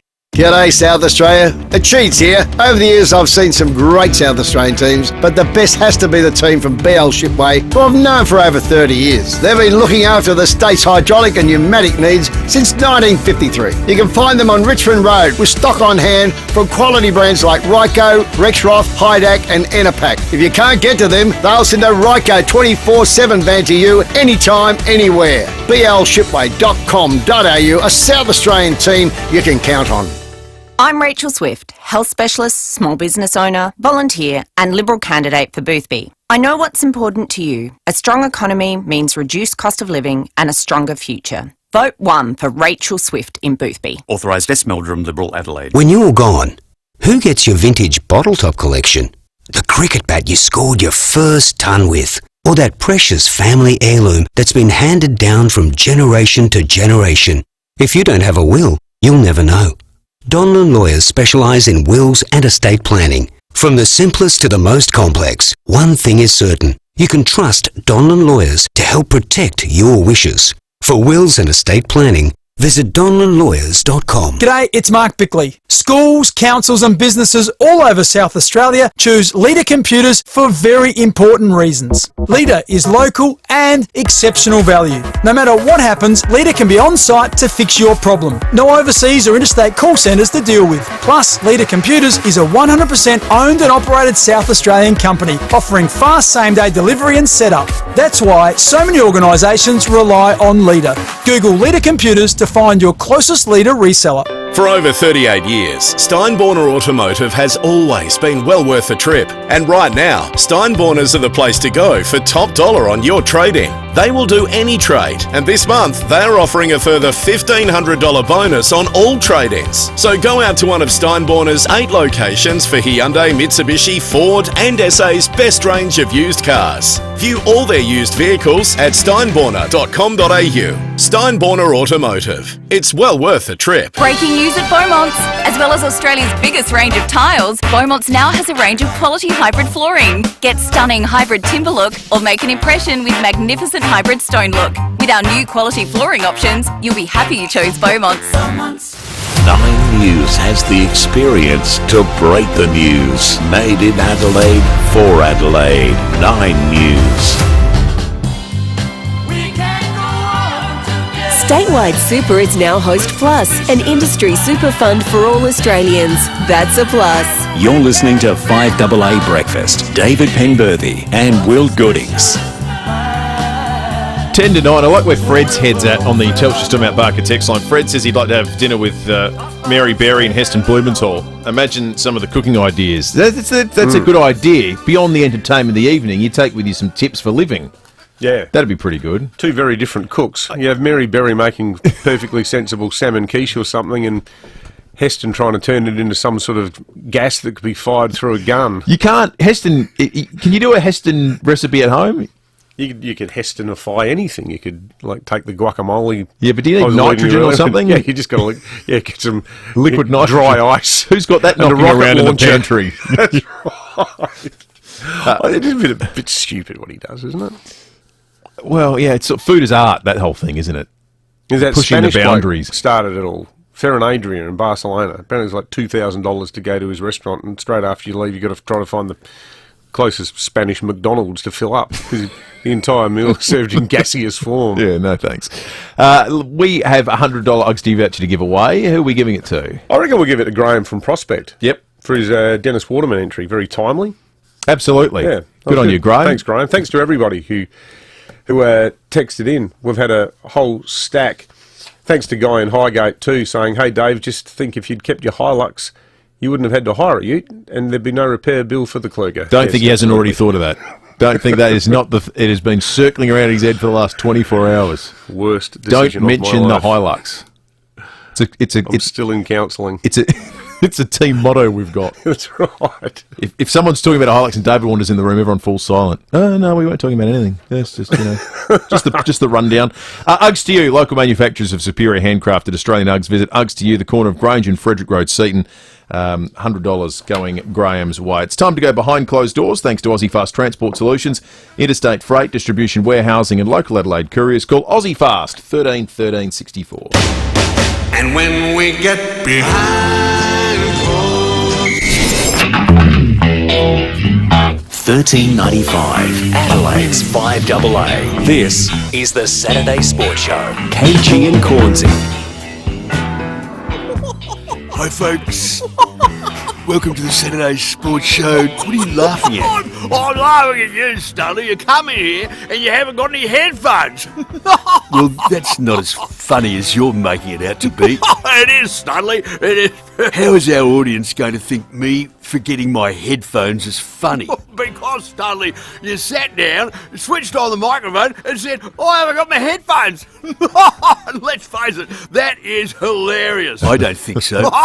Well, you need to get a sense of headphones, Stud. Sense of humour. Yes, sense of humour. Graham Corns with you and the legend KG Cunningham. No legends here, Studley. Just KG and the Stud. Come on, Stud. Well, big weekend of sport. Oh, big weekend. Are they back, Studley? Are the Power back? Well, they've been good the last couple of weeks. They have been very good the last 3 weeks. Are they back? No, they're not back yet. Oh, that's a bit harsh, Studley. Well, you asked me the question. Yes, but you shouldn't give me the answer I'm not expecting. I just think it's too soon to say they're back. Oh, Studley, they're playing North Melbourne next week. They'll smash them down in Tassie, and then they'll be 4 and 5. That's pretty good. Yes, but don't underestimate North Melbourne. When they're under pressure, they kicked 3 goals last night. They got smashed up. I know, but it's a tricky trip for Port Adelaide to make down to Tassie, and never take it for granted. Port Adelaide are back and they'll play finals there. Well, I agree with that. Well, of course, because you and I are footy experts, and that's why FIVEAA employs to give our analysis and to use our football expertise. Yes, that's right. Tomorrow, the Crows playing Carlton. Oh, the Crows will beat Carlton, all right. Yes, I tipped them as well. Oh, yeah. Yeah. Did he really say that, KG? Oh, I suspect so. Really? I suspect so. Football really is the last bastion of sweeping overstatement, isn't it? Well, it's football punditry. It's all right. It's got to be fun, 2 doesn't weeks it? It's ago, got to be miserable. The Crows were knocking at the door of the 8, according to everyone who covers football in the land. You've got to be allowed to be wildly wrong in some endeavour of life. Well, and being as a fan of a football team, I reckon it's kind of safe territory. Yeah, well, it's like that saying about cricket. It's the most important, unimportant endeavour. You know, so we can care passionately about it, but safe in the knowledge that... And you're not going to hang someone for getting a tip wrong? No, you're not. Mind you, tipping the Crows against Carlton. Yeah, what was KG thinking? Yeah. Love the guy. Matty Portferrell says, I'd like to go to dinner with Blakey because then it would really feel like a dinner with the whole FIVEAA on-air team. Yeah. Would be like that. In fact, work it like it, save a lot of money. You wouldn't need to invite everybody else. Exactly. It'd be like that, except more fun. Yeah. Because his versions of everyone are far more enjoyable than their actual real life versions. Oh, totally. Yeah. Totally.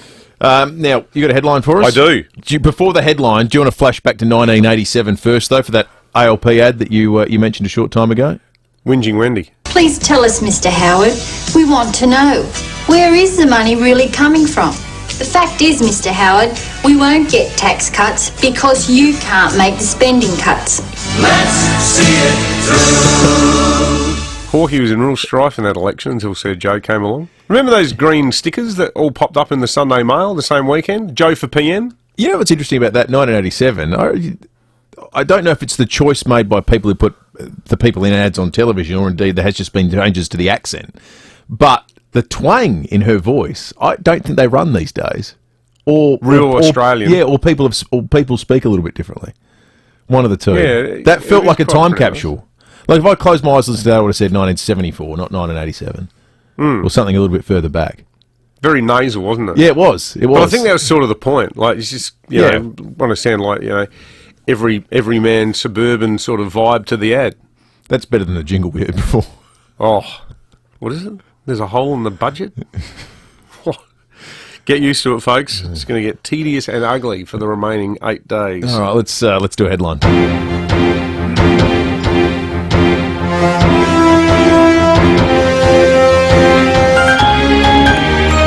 Frosty reception. Lyle McEwen agrees to stop refrigerating patients.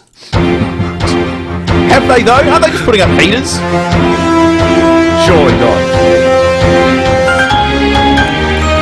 The government's finding out fast that it's the government now, because these things happen and people go, what's the bloody government doing? And it's like, it doesn't matter if it's Safe Work SA or now it's the Lyle Mac. Like, this is where Peter Malinauskas is learning fast that the in-tray fills up quickly. We should talk about this story. We've got 30 seconds to do so before the program ends, but that is a disgrace, that story. Well, I mean, this is like a much more serious version of what Breaking at 8 was about today. Yeah. Like, because of COVID. So people who are waiting for their results have to sit outside the hospital for safety reasons. Like, well, as we said, if you're a 92-year-old lady, you're more at risk from getting hypothermia than you are getting COVID in the car park. Yeah, it's not a real good cost-benefit analysis, is it? Right, but again, this seems to be one of those situations, a bit like sort of computer says no stylings of Safe Work SA when it comes to, investigating things. It's like, oh, well, this is the process. This has always been the process, and no correspondence shall be entered into. And I reckon good on the government for picking up the phone and saying, "No, sorry, this is not acceptable, and you need to fix it." Well, we're out of time. Have they fixed it though? Well, remains to be seen. They better have fixed it. Graham Goodings is coming up after 9 o'clock, and we will catch you tomorrow morning from 6.